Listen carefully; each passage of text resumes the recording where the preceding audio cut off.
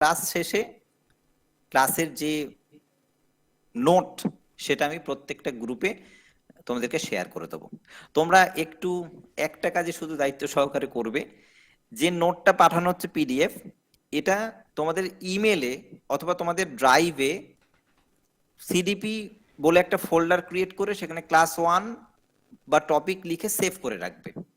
হোয়াটসঅ্যাপের মধ্যে রাখবে না, কারণ 2-4 দিন পরে হোয়াটসঅ্যাপ কোনো কারণে ডিলিট হয়ে গেছে, বা হোয়াটসঅ্যাপে অনেক সময় অটো টাইমিং সেট করা যায়, 24 ঘন্টা পর ডিলিট হয়ে যায়, তখন আমাকে বারবার ফোন করে বলবে যে স্যার ওই নোট,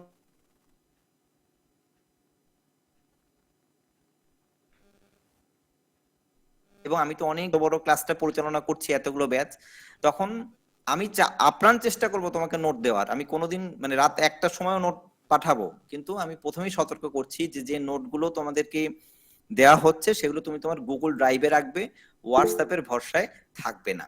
আর যদি প্রিন্ট আউট কেউ করে নাও তো নিতেই পারো, কিন্তু এরকম ভাবে নিও, মানে ওইরকম 7 দিন আগে কি ক্লাস হয়েছিল সেই নোটটা আমাকে দিন, ওটা আমার ডিলিট হয়ে গেছে এটা দিন, এটা তো তোমরা নিজেরাও বুঝতে পারছো যেটা এরকম ভাবে কোনো মানুষের পক্ষে কোনো ব্যাচ পরিচালনা করা সম্ভব হয় না। আশা করবো তোমাদের কাছ থেকে এইটুখানি কোঅপারেশন আমি পাবো, এবং যেটা আমি তোমাকে প্রথম থেকেই বলে দিলাম যে তোমাকে কি করতে হবে। তোমার নোট তুমি যত্ন করে তোমার গুগল ড্রাইভে সেভ করে রাখবে সারা জীবনের জন্য। চলো, বেস্ট অফ লাক। আজকে থেকে আমাদের যে জার্নি শুরু হয়েছে, এখানে 60-70 জন স্টুডেন্ট অ্যাডমিশন নিয়েছে। আমি চাইবো আমার সম্পূর্ণ সবকটা স্টুডেন্ট এখান থেকে পাশ করে যাক, এবং প্রত্যেকটা স্টুডেন্ট টেট কোয়ালিফাই করুক। সেই মানসিকতা নিয়েই কিন্তু প্রথম দিন থেকে পড়াশোনাটা করবে। এখান থেকে আমি কারো মুখে কোনো ব্যর্থতার গল্প শুনতে চাই না। যে টিচারের কাছে পড়তে এসছো সে জীবনে কখনো ব্যর্থ হয়নি, অ্যাটলিস্ট পড়াশোনার ক্ষেত্রে তো জীবনেও ব্যর্থ হয়নি।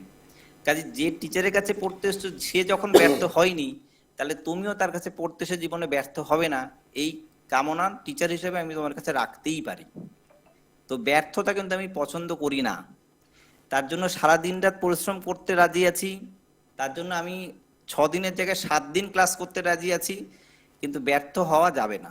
টেট শিওরে পড়তে গেলে সফল হতে হবে। তো সেইভাবে পড়াশোনাটা করো, প্রত্যেকে ক্লাস করো, প্রত্যেকের জন্য অনেক শুভকামনা রইল। স্যার আপনি ক্লাস শুরু করতে পারেন। হ্যাঁ স্যার। আচ্ছা, প্রত্যেকের স্ক্রিনটা কি দেখতে পাচ্ছ? হ্যাঁ স্যার, দেখা যাচ্ছে। ঠিক আছে। হ্যাঁ স্যার।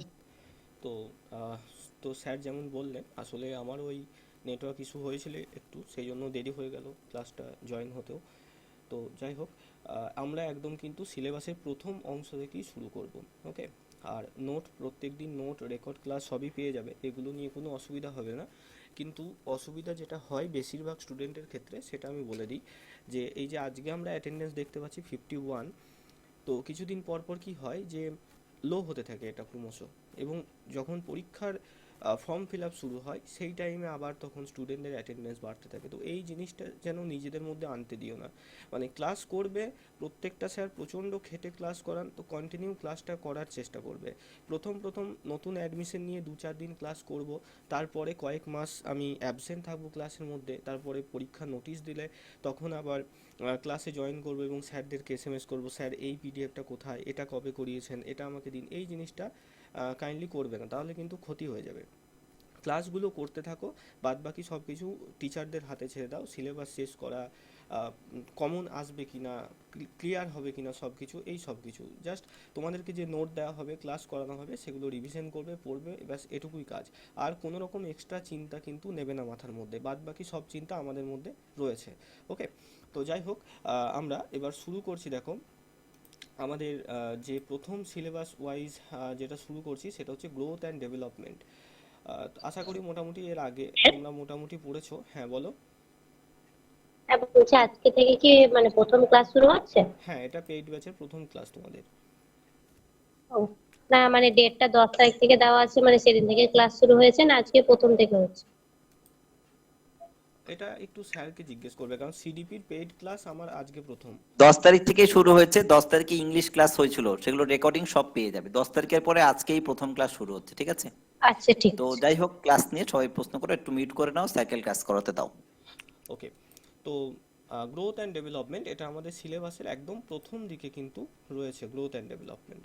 তো এই সম্পর্কে আমাদেরকে জানতে হবে। বাংলাতে আমরা এই চ্যাপ্টারটাকে কি বলি, আমরা এটাকে বৃদ্ধি এবং বিকাশ বলি জানি। বৃদ্ধি ও বিকাশ খুব সহজ টপিক শুনে মনে হয়, আমরা যদি শুধুমাত্র বিকাশ কি বৃদ্ধি কি এইভাবে উপরে উপরে যাই, টপিকটা কিন্তু খুব সহজ এবং বেশিরভাগ কোচিং সেন্টারে দেখবে এইভাবেই করানো হয়। কিন্তু আমরা যতটা ডিপে যাব প্রত্যেকটা টপিক নিয়েই, এতটা ডিপে হয়তো এর আগে পড়ে থাকবে না তোমরা। তো প্রচুর মনোযোগ দিয়ে করবে ক্লাসটা। যেমনভাবেই প্রশ্ন দেখ, 23 সালের প্রাইমারিতে যেমন হার্ড লেভেলের কোয়েশ্চেন করেছিল, সেরকমই আপার প্রাইমারি বা প্রাইমারি যত হার্ড লেভেলের কোয়েশ্চেন করুক যেন অ্যাটেন্ড করতে পারো, অ্যান্সার করতে পারো। পরীক্ষার হলে তোমাদের সাথে অন্যদের পার্থক্যটা তখন নিজেরা বুঝতে পারবে, যে প্রশ্নটা তোমরা সলভ করতে পারছো সবাই কিন্তু সেটা পারছে না। এখানেই কিন্তু আমাদের সফলতা। তো দেখো, এই যে গ্রোথ অ্যান্ড ডেভেলপমেন্টের ব্যাপারটা এখানে কি আসছে, এখানে দুটো জিনিস রয়েছে মূল এই এই টোটাল চ্যাপ্টারটার মধ্যে। এবং এই টোটাল চ্যাপ্টারটাকে যদি আমরা জানি দেখি, তো 40 থেকে 45% নিজে একা কিন্তু একাধিপত্য করছে সিডিপির মধ্যে এই চ্যাপ্টারটা। বাদ বাকি যে চ্যাপ্টার রয়েছে সেগুলো ওই মোটামুটি 60%-এর মতো বাদ বাকি, অর্থাৎ একটা বিশাল বড় চ্যাপ্টার, প্রচুর কিছু এর মধ্যে রয়েছে। আমরা কেবলমাত্র শুধু বৃদ্ধি বিকাশ কি এদের পার্থক্যকে এইটুকু করিয়ে কিন্তু ছাড়বো না। এমন কোনো টপিক আমরা বাদ দেবো না যেটা থেকে প্রশ্ন আসতে পারে। আচ্ছা, তো দেখো দেখো বৃদ্ধি কি বিকাশ কি, আমরা সহজভাবে যদি প্রথম সংজ্ঞার দিকে যাই তাহলে জানবো যে একটা শিশু ধরো যখন জন্মগ্রহণ করলো, একটা শিশু যখন জন্মগ্রহণ করলো তখন সে সঙ্গে সঙ্গে কিন্তু বর্তমানে আমরা যেমন দেখতে রয়েছি সেরকম থাকে না। অর্থাৎ আমাদের যে মানব শরীর সেটা কি, সেটা সবসময় পরিবর্তনশীল, তাই না? সারা জীবন একই রকম থাকে না। তুমি বর্তমানে যেমন রয়েছো, তোমার ওজন উচ্চতা তুমি যেমন দেখতে, ছোট্টবেলা যখন তোমার 1 মাস বয়স ছিল তখন কিন্তু আমরা কেউই এরকম ছিলাম না। তাহলে আমাদের যে মানুষের শরীর সেটা প্রতিনিয়ত কি হচ্ছে, পরিবর্তিত হচ্ছে, তাই না? ঠিক একই রকমভাবে দেখো, যেমন তোমার শারীরিক বাহ্যিক চেঞ্জ আসছে, বাইরে থেকে তোমাকে দেখে বোঝা যাচ্ছে হ্যাঁ তুমি বড় হচ্ছ আস্তে আস্তে, ঠিক সেরকম ভেতরের বেশ কিছু একাধিক গুণ রয়েছে সেগুলোও বিকশিত হচ্ছে। যেমন তোমার যখন 2 মাস 3 মাস বয়স, তখন আমরা কি করতাম, ব্যা ব্যা ব্যা ব্যা কুই কুই এরকম করতাম, অর্থাৎ ব্যাবলিং ফেজ বলে যেটাকে, ব্যা ব্যা করার এই সময়টাকে, কুইং বলা হয় কুই কুই করার এই সময়টাকে। তো এই যে মোটামুটি 1-2 মাস বয়স যখন, তখন এগুলো হয়ে থাকে। এই সময় কি হয়, শিশু দেখো ভাষা কিন্তু ইউজ করতে পারছে না কো, তার যে ভোকাল অর্গান রয়েছে, স্বরযন্ত্র রয়েছে, সেগুলো আস্তে আস্তে ডেভেলপ করছে, কিন্তু সে এখনও কথা বলতে শেখেনি। কিন্তু যখন তার বয়স 5 বছর 6 বছর হয়ে যাচ্ছে সে কিন্তু খুব স্পষ্টভাবে নিজের মনের ভাব প্রকাশ করতে পারছে। তাহলে ভেতরের একটা আভ্যন্তরীণ গুণগত পরিবর্তন এলো। ঠিক একই রকমভাবে তুমি একটা শিশু যখন 1 পা 2 পা করে হামাগুড়ি থেকে হাঁটতে শিখছে, দেখো তার মধ্যে একটা গুণগত পরিবর্তন এলো। সে হাঁটার গুণ তার মধ্যে ছিল না, সে বড় হওয়ার সাথে সাথে তার মধ্যে এই পরিবর্তনটা এলো। তো এই যে গুণগত পরিবর্তনগুলো একটা বাচ্চার ছোট থেকে বড় হওয়ার সাথে সাথে হচ্ছে, এটাকে বলা হচ্ছে কি ডেভেলপমেন্ট বা বিকাশ। আর বাহ্যিক যে চেঞ্জটা আসছে, তার ওজন বাড়ছে, তার উচ্চতা বাড়ছে, তার দাড়ি গোঁফ গজাচ্ছে, হ্যাঁ, তার চুল লম্বা হচ্ছে, তার উচ্চতা বাড়ছে, এই সব কিছু এগুলোকে আমরা বৃদ্ধির মধ্যে ফেলবো। তাহলে মনে রাখবে, যেটাকে আমরা চোখে দেখতে পারবো, যেটাকে বাইরে থেকে দেখে বোঝা যাবে, সেগুলোকে আমরা কিসের মধ্যে ফেলি, মূলত বৃদ্ধির মধ্যে ফেলি। আর এই যে বৃদ্ধি, এটা কি হয়, এটা হয় পরিমাপযোগ্য। পরিমাপযোগ্য অর্থাৎ আমরা এটাকে মাপতে পারবো না। দেখো, তোমার কতটা উচ্চতা সেটা আমরা একটা স্কেল দিয়ে মাপতে পারবো, যে এত ফুট বা এত সেন্টিমিটার তোমার উচ্চতা। তোমার ওজন কত সেটাকে আমরা মাপতে পারবো। কিন্তু অপরদিকে যদি আমরা বিকাশের কথা বলি, বিকাশ কিন্তু পরিমাপযোগ্য নয়। তোমার সিডিপিতে কত জ্ঞান রয়েছে, তোমার ইংরেজিতে কতটা জ্ঞান রয়েছে, এগুলো কিন্তু আমরা ওজন করে মাপতে পারবো না, বা কোনোভাবে কোনো স্কেল দিয়ে মাপতে পারবো না যে তোমার ইংরেজিতে 2 কেজি জ্ঞান রয়েছে, সিডিপিতে 5 কেজি জ্ঞান রয়েছে, তাই না? তাহলে এই যে বিকাশের সিস্টেমটা, ডেভেলপমেন্টের, এটা কিসের মাধ্যমে বুঝতে হয়, এটাকে পর্যবেক্ষণ করতে হয়, অবজার্ভ করতে হয়। ঠিক আছে? তো এই যে বৃদ্ধি, মনে রাখবে বৃদ্ধি হচ্ছে একটা পরিমাপযোগ্য প্রক্রিয়া। কতটা ওজন বেড়েছে একটা বাচ্চার, কতটা উচ্চতা বেড়েছে, এগুলোকে আমরা পরিমাপ করতে পারি, মেজার করতে পারি। কিন্তু বিকাশের ক্ষেত্রে বিকাশ একটা গুণগত প্রক্রিয়া, এটা পর্যবেক্ষণযোগ্য, এটাকে দেখে বোঝা যায়, মানে বাইরে থেকে দেখে বোঝা যায় না, এটাকে পর্যবেক্ষণ করা যায়। যখন তোমাদের মক টেস্ট নেওয়া হবে সিডিপিতে, ইংরেজিতে, তখন তোমাকে আমরা বুঝতে পারবো তোমার কতটা আভ্যন্তরীণ জ্ঞানীয় বিকাশ হয়েছে। ঠিক একই রকমভাবে তোমাকে যদি আমি সামনের থেকে দেখি, তাহলে আমি দেখে কি বুঝতে পারবো যে তুমি সাইকেল চালাতে জানো কি জানো না, বা তুমি সাঁতার কাটতে জানো কি জানো না? কাউকে দেখে বোঝা যাবে না। যখন তাকে একটা সুইমিং পুল বা একটা নদীর মধ্যে নামিয়ে দেওয়া হবে, তখন যখন সে সাঁতরে দেখাবে, তখনই আমরা বুঝতে পারবো যে সাঁতারের এই যে সাঁতার, হাঁটা, দৌড়ানো, সাইকেল চালানো, যেগুলোতে আমাদের শরীরের অঙ্গ প্রত্যঙ্গ সঞ্চালিত হয়, সেগুলোকে বলা হয় সঞ্চালনমূলক বিকাশ। ওকে, মোটর ডেভেলপমেন্ট বলা হয় ইংরেজিতে। তো এই সঞ্চালনমূলক বিকাশ তার আছে কি না তখনই বুঝতে পারবো, যখন তাকে একটা সাইকেল দিয়ে আমি বলবো সাইকেলটা চালিয়ে দেখাও, বা একটা সুইমিং পুলে তাকে ফেলে দিয়ে বলবো সাঁতরে দেখাও। আমরা কাউকে বাইরে থেকে দেখে কিন্তু বুঝতে পারবো না তার মধ্যে সঞ্চালনমূলক বিকাশ হয়েছে কি হয়নি। তাহলে বিকাশকে বাইরে থেকে দেখে বোঝা যায় না, এটাকে বিভিন্ন পরীক্ষা নিরীক্ষার মাধ্যমে পর্যবেক্ষণ করা যায় আভ্যন্তরীণভাবে, কিন্তু বৃদ্ধিকে আমরা বাইরে থেকে মাপতে পারি। ব্যাস এটুকু আপাতত মনে রাখো, আশা করি কোনো সমস্যা নেই। এবার দেখো, এই যে বৃদ্ধি আর বিকাশের সিস্টেমটা আছে, এই ক্ষেত্রে আমাদের যে পৃথিবীতে যে 800 কোটি মানুষ রয়েছে, এখানে দেখব যে কোনো দুজন ব্যক্তির বৃদ্ধি এবং বিকাশের হার সম পরিমাণ নয়, প্রত্যেকের ইন্ডিভিজুয়াল, অর্থাৎ এক একজনের এক এক রকম। দেখবে যে ধরো পাড়াতে পাশাপাশি দুটো বাড়িতে একই সাথে মোটামুটি 1 মাস 2 মাস, বা 1 মাস 2 মাস নয়, ধরো 2 দিনে ছোট বড় বা একই দিনে দুটো বাচ্চা জন্মগ্রহণ করেছে। দেখা যাবে একই দিনে জন্মগ্রহণ করা সত্ত্বেও তাদের বয়স হয়তো কয়েক ঘন্টার আগে পিছিয়ে, কিন্তু তবুও কেউ দেখা যাচ্ছে যে 6 মাস বয়সে বসতে শিখে গেছে, 8 মাস বয়সে সে হামাগুড়ি দিতে শিখছে, আবার কেউ দেখা যাচ্ছে তার হামাগুড়ি দিতে 9 মাস বয়স, অর্থাৎ 1 মাস বেশি লাগছে, তাই না? এই যে বিকাশে বা বৃদ্ধিতে কেউ দেখা যাচ্ছে 14 বছর বয়স যখন, সে তখন 30 কিলোগ্রাম ওজন হয়েছে, কেউ দেখা যাচ্ছে অন্য বাচ্চাটি 14 বছর বয়স তখন সে 40 কিলোগ্রাম ওজন হয়েছে। অর্থাৎ এই যে বৃদ্ধির ক্ষেত্রে বা বিকাশের ক্ষেত্রে পৃথিবীর কোনো দুটো মানুষ সম পরিমাণ সমান নয়, কখনো 100% অ্যাকিউরেটলি পৃথিবীর কোনো দুটো মানুষের বৃদ্ধি এবং বিকাশ একই হারে সারা জীবন হয় না। এই জিনিসটাকে বলা হয় ব্যক্তিগত পার্থক্য। কি বলা হয়? ব্যক্তিগত পার্থক্য। একটা আলাদা চ্যাপ্টারে আমরা পড়বো ব্যক্তিগত পার্থক্য সম্পর্কে। ইংরেজিতে এটাকে বলা হয় ইন্ডিভিজুয়াল ডিফারেন্স। ওকে, তো এটা মূলত কিসের জন্য হয় মনে রাখবে, এই যে ব্যক্তিগত পার্থক্য, এটা দুটো কারণে হয়। একটা হচ্ছে বংশগতি, আর একটা হচ্ছে সেই শিশু কোন পরিবেশে মানুষ হচ্ছে সেটার উপরে, শিশুর পরিবেশটা কি।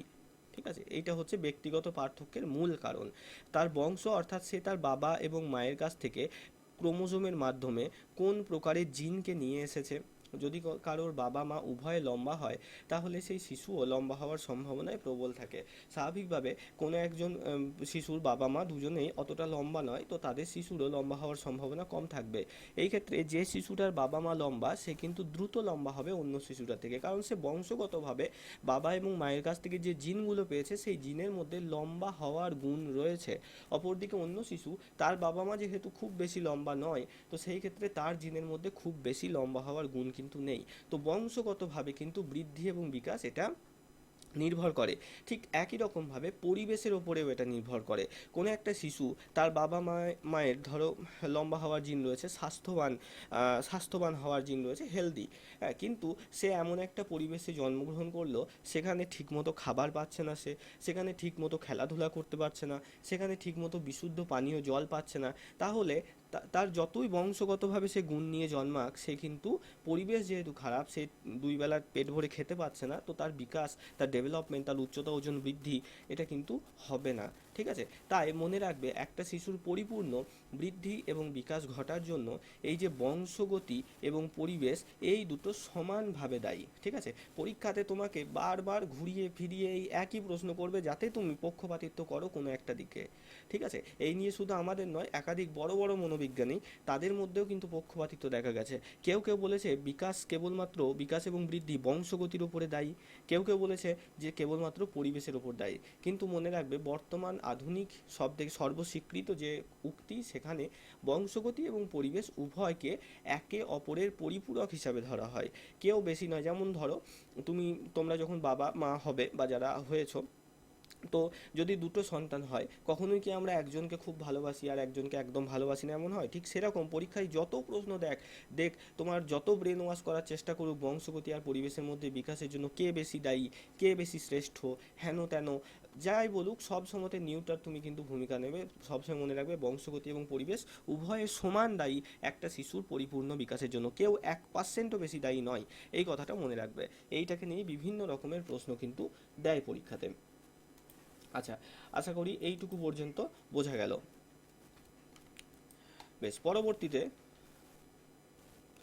দেখো এবার আসি গ্রোথকে নিয়ে। তো বৃদ্ধি কি? বৃদ্ধি হচ্ছে সেটাই, দেখো যখন একটা শিশু জন্মগ্রহণ করছে, যেটা বললাম যে জন্মগ্রহণ করার পর জন্মগ্রহণ করার আগেও সেটাকে বলা হয় প্রি নাটাল পিরিয়ড।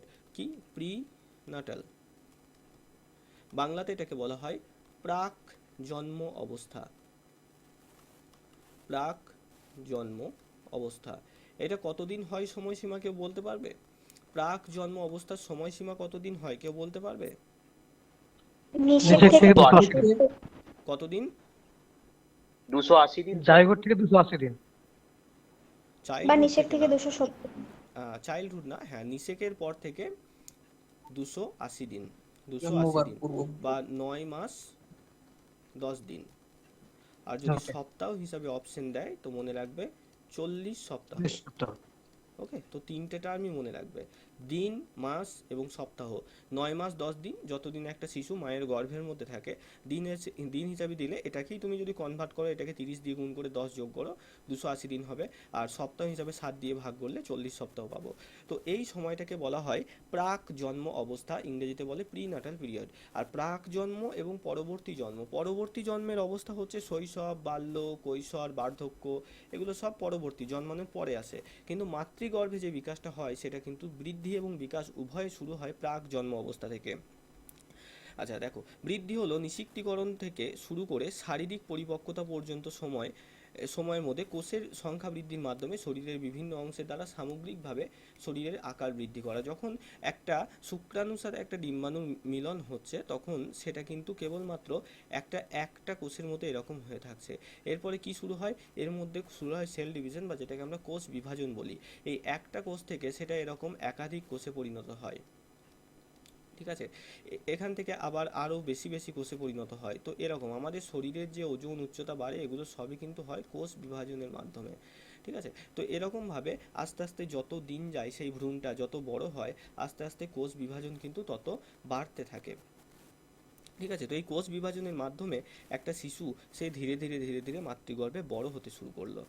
এবার দেখো, তার আকার, যে শরীরের আকার, সেটা সেন্টিমিটার বা মিটারের পরিপ্রেক্ষিতে আমরা পরিমাপ করতে পারি এবং বুঝতে পারি যে কতটা পরিমাণ বৃদ্ধি হচ্ছে। বর্তমানে যে আধুনিক যন্ত্রপাতি, সেখানে মাতৃগর্ভে থাকাকালীন শিশুদেরও দেখবে ওজন বলে দেওয়া হয়, যে লাস্টের দিকে যে এত ওজন রয়েছে এরকম। তো এই যে বৃদ্ধিটা, সেটাকে পরিমাপ করা যায়। আমরা আগেই বললাম, একটি শিশু 1 বছর আগের বৃদ্ধির হারের সাথে বর্তমান বৃদ্ধির হারকে তুলনা করে আমরা জানতে পারবো তার বৃদ্ধির উন্নতি হয়েছে নাকি অবনতি হয়েছে, তাই না? তোমার ধরো 1 মাস আগে কত ওজন ছিল, এখন কত ওজন হয়েছে, মাপলেই আমরা বুঝতে পারবো ওজন বেড়েছে নাকি কমেছে। দেখো, বৃদ্ধি একটি সারা জীবনব্যাপী প্রক্রিয়া নয়, এই জিনিসটা মনে রাখবে। ঠিক আছে, বৃদ্ধিকে কন্টিনিউয়াস প্রসেস বলা হয় না, একটা নির্দিষ্ট বয়স পর্যন্ত বৃদ্ধি ঘটে। পরিপক্কতা বা যেটাকে আমরা ম্যাচিউরেশন বলি, সেই পরিপক্কতা বা ম্যাচিউরেশন আসা পর্যন্তই কিন্তু বৃদ্ধি ঘটে। আচ্ছা, বৃদ্ধির বিভিন্ন দশা বা স্তর রয়েছে, যেগুলোকে বিভিন্ন ভাগে আমরা ভাগ করি। যেমন কি, দেখো প্রথম যে স্তর আসে সেটাকে বলা হয় ক্রাইং অর্থাৎ কান্না। এটা কখন হয়? জন্মের সময় প্রত্যেকটা শিশু পৃথিবীর কাঁদে। তারপরে আসে কুইং 4 থেকে 6 সপ্তাহের মধ্যে পড়ে। এই সময় কি হয়? এই সময় তারা মুখ থেকে কুই কুই এক ধরনের শব্দ বের করতে থাকে। তারপরে আসে কি? তারপরে আসে ব্যাবলিং ফেজ। এটা হয় 4 থেকে 6 মাস। এই সময় কি করে? তারা ব্যা ব্যা ব্যা ব্যা এরকম একটা শব্দ করার চেষ্টা করে, অর্থাৎ দ্বিমাত্রিক শব্দ তারা এই সময় উচ্চারণ করতে শেখে। তো এইভাবে ক্রাইং থেকে, কুইং থেকে ব্যাবলিং, তারপরে একমাত্রিক শব্দগুলো তারা 18 মাস পর্যন্ত বলতে শুরু করে, অর্থাৎ মা, কা, বা, দা, এই ধরনের একমাত্রিক শব্দগুলো। এবং তারপরে 18 মাসের পর থেকে তারা কি করছে? তারা দ্বিমাত্রিক শব্দ বলতে পারছে, বাবা, মামা, কাকা, দাদা, এই ধরনের দ্বিমাত্রিক শব্দগুলো বলতে শেখে। আর মোটামুটি যখন একটা শিশু 4-5 বছর বয়স হয়ে যাচ্ছে, হ্যাঁ, তখনই কিন্তু সে সম্পূর্ণভাবে তার মনের ভাবকে প্রকাশ করতে পারে। তার যে কোনো মনের ভাবকে সে ভাষার মাধ্যমে প্রকাশ করতে পারে। তাহলে এইটুকু মনে রাখবে, সেই বৃদ্ধি কিন্তু সারা জীবনব্যাপী ঘটে না, বৃদ্ধি ঘটে নির্দিষ্ট একটা বয়স পর্যন্ত। ঠিক আছে, আচ্ছা এবার দেখো, তো এখানে কি বলা হচ্ছে যে বাংলাতে এই যে প্রি নাটাল পিরিয়ড রয়েছে সেখানে সেটাকে আমরা বাংলাতে প্রাক জন্ম অবস্থা বলে থাকি এটাকে। ঠিক আছে, দেখো এর সময়সীমা এখানে দেওয়া আছে। পিডিএফটা হয়তো একটু ছোট্ট লাগতে পারে, যাদের কাছে ছোট লাগছে ফোনের অটো রোটেশনটা অন করে ফোনটাকে আড়াআড়ি ধরো। ঠিক আছে, দেখো এর সময়সীমা হচ্ছে 9 মাস থেকে 9 মাস 10 দিন, এখানে 10 দিনটা লিখতে ভুলে গেছি আমি, 9 মাস 10 দিন বা 40 সপ্তাহ। ওকে, বা 280 দিনের মধ্যে পড়ে। এই সময় কি হয়, যেমন এই ছবিগুলো দেখছো, একটা কোষ থেকে এরকম একাধিক কোষে পরিণত হয় এবং আস্তে আস্তে একটা ভ্রূণ মানব শিশু তৈরি হয়। এটা 3টে ফেজের মধ্যে ঘটে। মনে রাখবে এই ফেজগুলোর সময়সীমাটা মনে রাখবে। প্রথমে আসে দ্য ফার্টিলাইজ ওভাম বা এগ, অর্থাৎ প্রথম যখন নিষিক্ত হচ্ছে, হ্যাঁ সেই ডিম্বাণুটা যখন শুক্রাণু দ্বারা নিষিক্ত হচ্ছে, মোটামুটি নিষিক্ত হয় এই 2 সপ্তাহ সময় লাগে পুরোপুরিভাবে নিষিক্ত হতে। তারপর আসে দ্য এমব্রায়ো ফেজ। এমব্রায়ো ফেজের সময়সীমা কত মনে রাখবে, এমব্রায়ো ফেজের সময়সীমা হচ্ছে 2 থেকে 8 সপ্তাহ। আর তারপরে লাস্ট স্টেজ আছে ফেটাস, অর্থাৎ যেখানে ভ্রূণ গঠিত হয়ে যায়, এখানে হয় 2 মাস থেকে 10 মাস পর্যন্ত। এই সময়তে আলট্রাসোনোগ্রাফির মাধ্যমে ভ্রূণের ছবি কিন্তু মাতৃগর্ভ থেকে করা যায়। ওকে, এবার যেমনটা তোমরা এই ছবিতে দেখতে পাচ্ছ ঠিক সেরকমই কিন্তু হয়ে থাকে। ঠিক আছে, এরকমভাবেই বাচ্চারা কিন্তু স্ক্রিন আস্তে কি আস্তে। দেখা যাচ্ছে? হ্যাঁ, স্ক্রিন কি দেখা স্ক্রিনটা যাচ্ছে? অফ হয়ে গেছে। যাচ্ছে স্যার, যাচ্ছে। হ্যাঁ, স্ক্রিন দেখা যাচ্ছে, যাচ্ছে স্যার, দেখা যাচ্ছে। নেটওয়ার্ক ইস্যু হতে পারে। স্ক্রিন দেখা যাচ্ছে কিন্তু সাউন্ড একটু প্রবলেম হচ্ছে মাঝে মধ্যে। সাউন্ড কম, প্রত্যেকের কাছে কি সাউন্ড কম যাচ্ছে? হ্যাঁ স্যার, মানে সাউন্ড একটু নিচে আছে। বলো। সাউন্ড ক্লিয়ার আছে স্যার? আচ্ছা ঠিক আছে। আচ্ছা, যার সাউন্ড কম স্যার লাগছে, অল ওকে, অল ওকে। হ্যাঁ তোমার ডিভাইসের সাউন্ডটা বাড়িয়ে নিতে পারো। তো দেখো পরবর্তীতে আসি আমরা, এই যে এই অংশটা আমরা দেখতে পাচ্ছি, এখানে কি দেখছি না, এখানে দেখো প্রথমে যে ফার্টিলাইজ এগ, যেখানে শুক্রাণুর সাথে ডিম্বাণুর মিলন ঘটেছে, তখন দেখো একটাই কোষ রয়েছে এবং সেখান থেকে আস্তে আস্তে কোষ বিভাজন শুরু হয়। হ্যাঁ, প্রথমে 2টো কোষ তৈরি হয়, সেখান থেকে 2টো থেকে 4টে কোষ তৈরি হয়, 4টে থেকে 8টা, 8টা থেকে 16টা, এইভাবে দেখা যাচ্ছে। স্ক্রিন অন আছে, তোমার নেটওয়ার্ক ইস্যু হতে পারে দেখো। তো এইভাবে আস্তে আস্তে কি হয় না, একাধিক কোষ বিভাজনের ফলে প্রচুর কোষ উৎপন্ন হয়। তারপরে সেখান থেকে গ্যাস্টুলা ফ্যাস্টুলা এইসব থেকে তৈরি হয় একটা প্রথমে ফেটাস বা ভ্রূণ। এবার দেখো এই যে ভ্রূণের জীবনকাল, ভ্রূণটা প্রথম অবস্থায় দেখতে কিন্তু মানুষের মতো রূপ পায় না। ঠিক আছে, পরবর্তীতে এই যে 10 সপ্তাহ 16 সপ্তাহ এবং 20 সপ্তাহ যখন হয়, তখন আস্তে আস্তে এটা মানব শিশুর রূপ পেয়ে থাকে। যে কোনো প্রাণীর যে ভ্রূণ সেটা প্রথমে দেখতে কিন্তু সেই প্রাণীর মতো বোঝা যায় না। ঠিক আছে, আর একদম জন্মগ্রহণ করার পূর্বে মুহূর্তে যখন মোটামুটি 9 মাস বয়স হয়ে থাকে, তখন মাতৃগর্ভে বাচ্চারা এই রকম পজিশনেই থেকে থাকে এবং তাদের দেখতে কিন্তু এরকমই থেকে থাকে, সম্পূর্ণ একটা মানব শিশুর মতো আমরা দেখে বুঝতে পারি তাদের। ঠিক আছে, আচ্ছা এবার দেখো এরপরে আসি আমরা পোস্ট নাটালের মধ্যে। এতদূর গেল আমাদের প্রি নাটালের মধ্যে তাহলে কোন ফেজটা পড়ছে, নিষেকের পর থেকে 280 দিন, সেখানে কিভাবে কোষ বিভাজনের মাধ্যমে আমাদের এমব্রায়ো ফেটাস এই সমস্ত স্টেজের মাধ্যমে কিভাবে ভ্রূণটা ডেভেলপ করে সেটা জানলাম। এবার আসি পোস্ট নাটাল পিরিয়ড, অর্থাৎ জন্ম পরবর্তী অবস্থাতে। এই যে জন্ম পরবর্তী অবস্থা, সেখানে কি হচ্ছে, সেখানে চারটে স্তর রয়েছে। কি প্রথম যে স্তর সেটাকে বলা হয় ইনফ্যান্সি বা শৈশব। আচ্ছা, শৈশবকালের সময়সীমা কে বলতে পারবে আমাকে, কত বছর থেকে কত বছর শৈশবকে ধরা হয়? 0 থেকে 2 বছর। জন্ম থেকে 5 বছর। 2 থেকে 6 বছর। আচ্ছা, এখানে না 2 থেকে 6 0 না, থেকে 2 বছর। এখানে দ্বিমত রয়েছে। ঠিক আছে, এনসিইআরটির মতে আমরা দেখি 0 থেকে 2 বছর, আর রুসো, আর্নেস্ট জোন্স, পিকুনাস তাদের মতে আমরা দেখি তারা ধরেছে 0 থেকে 5 বছর। ঠিক আছে, আচ্ছা চিন্তার কিছু নেই, প্রশ্নে হয় জিজ্ঞেস করবে তোমাকে যে রুসোর মতে বা আর্নেস্ট জোন্সের মতে শৈশবকালের সময়সীমা কত, তখন এটা করলে ভুল হয়ে যাবে, তখন করবে এদিকটা। যদি কারোর নাম উল্লেখ করে দেয়, রুসো, জোন্স, পিকুনাস যে কারোর, তখন 0 থেকে 5 অপশানে যদি দুটোই থাকে সেই ক্ষেত্রে। আর যদি কারোর নাম উল্লেখ না করে, শুধুমাত্র জিজ্ঞেস করে শৈশবকালের সময়সীমা কত, অপশানে এটা থাকলে এটা করবে, বাই এনি চান্স এটা না থেকে এটা যদি থাকে এটাও করবে। মানে মেন কথা দুটোই সঠিক উত্তর। এটা হচ্ছে বিভিন্ন মনোবিজ্ঞানীরা বলেছেন আর এটা এনসিইআরটি স্বীকৃত। ওকে, আচ্ছা চাইল্ডহুড বা বাল্য অবস্থা এর সময়কালটা বলো, কত বছর থেকে কত বছর? 2 থেকে 12, 2 থেকে 6। না 2 থেকে 12 স্যার, দুটো অবস্থা আছে childhood, early childhood, letter 5 childhood. থেকে 11 বছর। একদম, এই বছরগুলো নিয়ে না বিভিন্ন বইয়ে বিভিন্ন রকমের কনফিউশন হয়। ওই যে বললে কি একজন 5 থেকে 11 বছর, ঠিক এটাই কোনো কোনো বইয়ে কিন্তু আমিও দেখেছি। আবার অন্য কোনো বইয়ে যদি দেখি সেখানে দেখবো 6 থেকে 12 বছর। কিভাবে দেয় না, এখানে তারা দেখে যে শৈশবকাল 5 বছরে শেষ হচ্ছে, তাহলে এই যে 5 নম্বর বছরটা সেটা একাধারে শৈশবকাল আবার একাধারে বাল্যকাল উভয় তো হতে পারে না। তাই 6 বছর থেকে এটাকে গ্রহণ করায় আমাদের উচিত, ঠিক আছে। আর এই যে এনসিআরটি মতে সেখানে তখন তারা আবার 3 বছরকে ধরে। তো এই জিনিসটা অপশনে খেয়াল রাখবে, এটা মূলত 6 থেকে 12 বছর মনে রাখবো। আর বয়ঃসন্ধিকাল এটা মনে রাখবো 13 থেকে। স্যার একটু মিউট করতে বলুন না স্যার, একটু আচ্ছা, মিউট করতে একটু বলুন মিউট যারা করে অন করে নেবো, আছে। একটু মিউট করে নাও, দাঁড়াও। হ্যাঁ ঠিক আছে, মিউট করে নাও একটু, মমতাজ। আচ্ছা, এবার দেখো পরবর্তী যে সময়কাল বয়ঃসন্ধিকাল বা কৈশোরকাল যেটা, সেটার সময়সীমা হচ্ছে 13 থেকে 19 বছর। এই জিনিসটা মেয়েদের ক্ষেত্রে মনে রাখবে 1 বছর এগিয়ে আসে, মোটামুটি 12 বছর অর্থাৎ ক্লাস 6-এর দিকে যখন মেয়েরা পড়ে সেই সময় থেকে অ্যাডোলেসেন্স স্টার্ট হয় এবং ছেলেদের তুলনায় 1 বছর আগে তাদের বয়ঃসন্ধি শেষ হয়ে যায়। আর ছেলেদের বয়ঃসন্ধিকাল মেয়েদের তুলনায় 1 বছর পরে আসে এবং শেষের দিকেও 1 বছর বেশি পর্যন্ত 19 বছর পর্যন্ত শুরু হয়। মেয়েদের ক্ষেত্রে 12 থেকে 18 বছর, ছেলেদের ক্ষেত্রে 13 থেকে 19 বছর। আর ম্যাচুরিটি হচ্ছে পরবর্তী অবস্থা 65 বছরের আগে পর্যন্ত। আর 65+ যখন বয়স হয় তখন সেটাকে আমরা বলি বার্ধক্য অবস্থা। তো এই যে প্রত্যেকটা স্তর পেলাম, এই প্রত্যেকটা স্তরকে একসাথে বলা হয় পোস্ট নাটাল পিরিয়ড, অর্থাৎ জন্মের পরবর্তী অবস্থা। আচ্ছা, এবার দেখো প্রথম অংশ আমরা যদি দেখি ইনফ্যান্সি বা শৈশবকাল। তো জন্ম থেকে 2 বছরের সময়সীমাকে এই পর্যায়ের অন্তর্ভুক্ত করা হয়। এই যে বললাম যদি কারো নাম উল্লেখ না থাকে তখন এটা গ্রাহ্য হয়, জন্ম থেকে 2।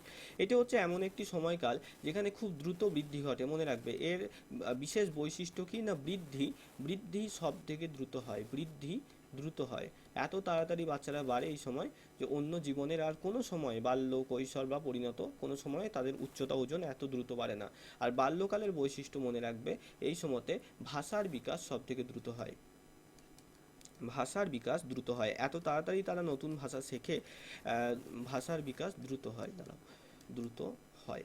অর্থাৎ এই সময় তারা এত দ্রুত ভাষা শেখে, নতুন নতুন ওয়ার্ড শেখে যে অন্য জীবনের অন্য কোনো সময়ে আর তারা শেখে না। এই যে বাল্য অবস্থাটা 6 থেকে 12 বছর, এই সময় তুমি বাচ্চাকে যা দেখাবে, তুমি যদি ফোনে ধরো ইংলিশ কার্টুন দেখাও, ইংলিশ ভাষা কিন্তু দ্রুত সে শিখবে। এই সময় যদি হিন্দি কার্টুন দেখে, সে হিন্দি বিভিন্ন মুভি দেখে, তাহলে কি করবে, তার হিন্দি ভাষা দ্রুত বাড়বে, মাতৃভাষা তো বাড়বেই। তো এই সময়ে বাচ্চাদের ভাষার বিকাশ ব্যাপক দ্রুত হয় এবং তারা যে এনভায়রনমেন্টে থাকবে, তোমরা ইংরেজি পেডাগজির ক্ষেত্রে পড়বে তোমার যে অ্যাকুইজেশন রিচ এনভায়রনমেন্ট একটা চ্যাপ্টার আছে দেখবে, লার্নিং অ্যান্ড অ্যাকুইজেশন বলে ল্যাঙ্গুয়েজের। তো সেখানে পড়বে যে অ্যাকুইজেশন রিচ এনভায়রনমেন্ট যেটা আছে, অর্থাৎ তুমি এমন একটা জায়গায় বাস করছো, তোমার চারপাশে সবাই ইংরেজিতে কথা বলছে। ধরো তোমাকে ইংল্যান্ডে গিয়ে ছেড়ে দেওয়া হলো, তুমি জীবনে কখনো ইংরেজি শেখোনি, এক কলম ইংরেজি হয়তো বলতে পারোনি, ইংরেজিতে প্রচুর ভয়। তুমি ইংল্যান্ডে 1 বছর থাকো, তুমি গড়গড় করে ইংরেজি বলতে পারবে। তার কারণ হচ্ছে এটাই, তোমার চারপাশে মানুষজন যে ভাষা বলবে কানে শুনে শুনে শুনে শুনে তোমার সেটা অটোমেটিক শিখে যায়। ঠিক যেভাবে আমরা দেখো হিন্দি ভাষা কীভাবে শিখেছি, হয় আমরা কার্টুন দেখে শিখেছি কিংবা মুভি দেখে কিংবা গান শুনে, তাই না? ঠিক একইভাবে বাচ্চারা এই বয়সে যদি থেকে থাকে বাড়িতে, বাচ্চা সবসময় চেষ্টা করবে কি না ইংরেজির কার্টুন, ইংরেজি সিরিয়াল বা ইংরেজিতে যা কিছু দেখছি ইংরেজিতে দেখানোর। তাহলে কী হবে, ইংরেজি ভাষার ডেভেলপমেন্টটাও তাদের দ্রুত হবে। এই সময়টা এমন একটা সময়, সে যত যে ভাষার চারিপাশে থাকবে সেই ভাষাটাকে দ্রুত তারা গিলে গিলে খেয়ে নেবে, ঠিক আছে। আচ্ছা, এরপরে আসি কৈশোর বা বয়ঃসন্ধিকাল, এটার বৈশিষ্ট্য আমরা পড়বো। যাই হোক, প্রথমে ইনফ্যান্সিটা বলে দিই। তো এই সময় মনে রাখবে শারীরিক বৃদ্ধি সব থেকে দ্রুত হয়। প্রশ্ন আসে পরীক্ষায় যে জীবনের কোন সময়ে শারীরিক বৃদ্ধি সব থেকে দ্রুত হয়, সেটা হচ্ছে ইনফ্যান্সি বা শৈশবে, ঠিক আছে। এই সময় কি হয় না, নতুন নতুন একাধিক কোষের জন্ম হয় শরীরের মধ্যে এবং সেই সব কোষগুলো সংঘবদ্ধ হয়ে দেহের আকার, আকৃতি, উচ্চতা এগুলোকে দ্রুত গতিতে বাড়াতে থাকে। জন্মের পর বৃদ্ধির হার এই স্তরে এসে হঠাৎ করে প্রচণ্ড হারে বেড়ে যায়। এই জায়গাতে একটা জিনিস মনে রাখবে, এই যে শৈশবকাল, এই শৈশবকালে বৃদ্ধির হার বেড়ে থাকে। এই জিনিসটা মনে রাখবে, প্রথমে একটা উপর দিয়ে অ্যারো দেবে, তারপরে একটা নিচে দিয়ে অ্যারো দেবে, তারপরে একটা উপর দিয়ে অ্যারো দেবে, তারপরে একটা নিচে দিয়ে অ্যারো দেবে। অর্থাৎ এই যে 1 2 3 4 চারটে সময়সীমা পেলাম আমরা, প্রথমে শৈশব, তারপরে বাল্যকাল, তারপরে কৈশোর বা বয়ঃসন্ধিকাল এবং লাস্টে পরিণত পর্যায়। তো বৃদ্ধির হার মনে রাখার এইটা আমার ট্রিক, আমিও এইভাবেই মনে রেখেছিলাম যখন আমি পড়াশোনা করতাম টেট পরীক্ষার জন্য। তো তো ইনফ্যান্সি স্টেজ কি হয় না, যখন একটা শিশু জন্মাচ্ছে, প্রথম ফেজ কোনটা, ইনফ্যান্সি শৈশব, সেটা দেখো অ্যারোটা আছে উপর দিয়ে, অর্থাৎ বৃদ্ধির হার এই সময় দ্রুত হয়। পরবর্তীতে 2 নম্বর স্তর কি, বাল্যকাল, এখানে দেখো নিচের দিকে আছে, অর্থাৎ শৈশবের তুলনায় বৃদ্ধির হার কমে যায়। 3 নম্বর হচ্ছে বয়ঃসন্ধিকাল যখন আসবে, দেখবে এই যে ক্লাস 8-9-এ যে ভাই বোনরা পড়ছে, দেখবে হঠাৎ করে বিশেষ করে ছেলেদের ক্ষেত্রে যেসব ভাইগুলোকে লক্ষ্য করবে, তাদের গলার স্বরটা ভাঙা ভাঙা হয়ে যাচ্ছে এবং দ্রুত লম্বা হয়ে যাচ্ছে চচ্চর করে। এই যে বয়ঃসন্ধিকাল যখন আসে, 3 নম্বর অ্যারোটা দেখা আছে ওপর দিয়ে, অর্থাৎ বৃদ্ধির হার বেড়ে যায়। এবং লাস্টে যখন বয়ঃসন্ধি শেষ হয়ে যায়, মানে বর্তমানে আমরা সবাই যে পর্যায়ে আছি পরিণত, সেখানে এসে আর ওই আগের মতো এত বেশি লম্বা আমরা হই না, আমাদের বৃদ্ধির হার সেটা কিন্তু কমে যায়। তাহলে শৈশবে সব থেকে দ্রুত থাকে, বয়ঃসন্ধিকালে আবার কিছুটা বাড়ে, আর বাল্য আর পরিণত বয়সে বৃদ্ধির হার তুলনামূলকভাবে কম হয়। ঠিক আছে, এইটুকু পর্যন্ত আশা করি বোঝা গেল। বেশ, এবার দেখো বাল্য অবস্থা বা চাইল্ডহুড এজ, মোটামুটি 6 বছর থেকে ধরা হয় এটাকে।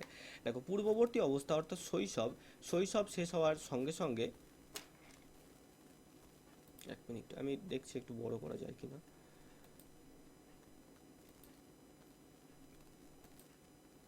আচ্ছা, দেখো, তো এই যে পূর্ববর্তী অবস্থা যেটাকে আমরা বাল্য অবস্থা বলছি, তো এখানে কি হচ্ছে, এটাকে কি বলা হয় মনে রাখবে, এটাকে জীবনের রহস্যময় দশা বলা হয়, জীবনের রহস্যময় দশা বলা হয়। আচ্ছা, বয়ঃসন্ধির সঙ্গে এটা গোলমাল করো না।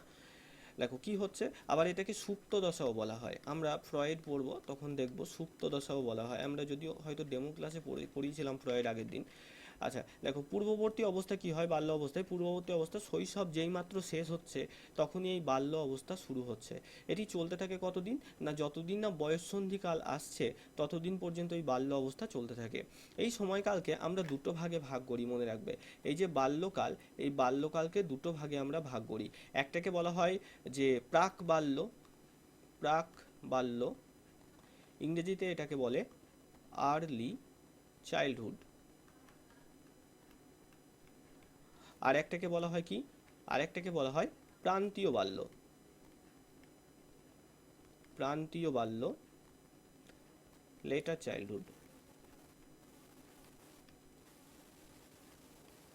আচ্ছা, তো মোট যে বাল্যকালের সময়সীমা সেটা মনে রাখবো আমরা 6 বছর থেকে 12 বছর, সরি, এনসিইআরটির মতে যদি আমরা দেখি 3 বছর থেকে 12 বছর পর্যন্ত।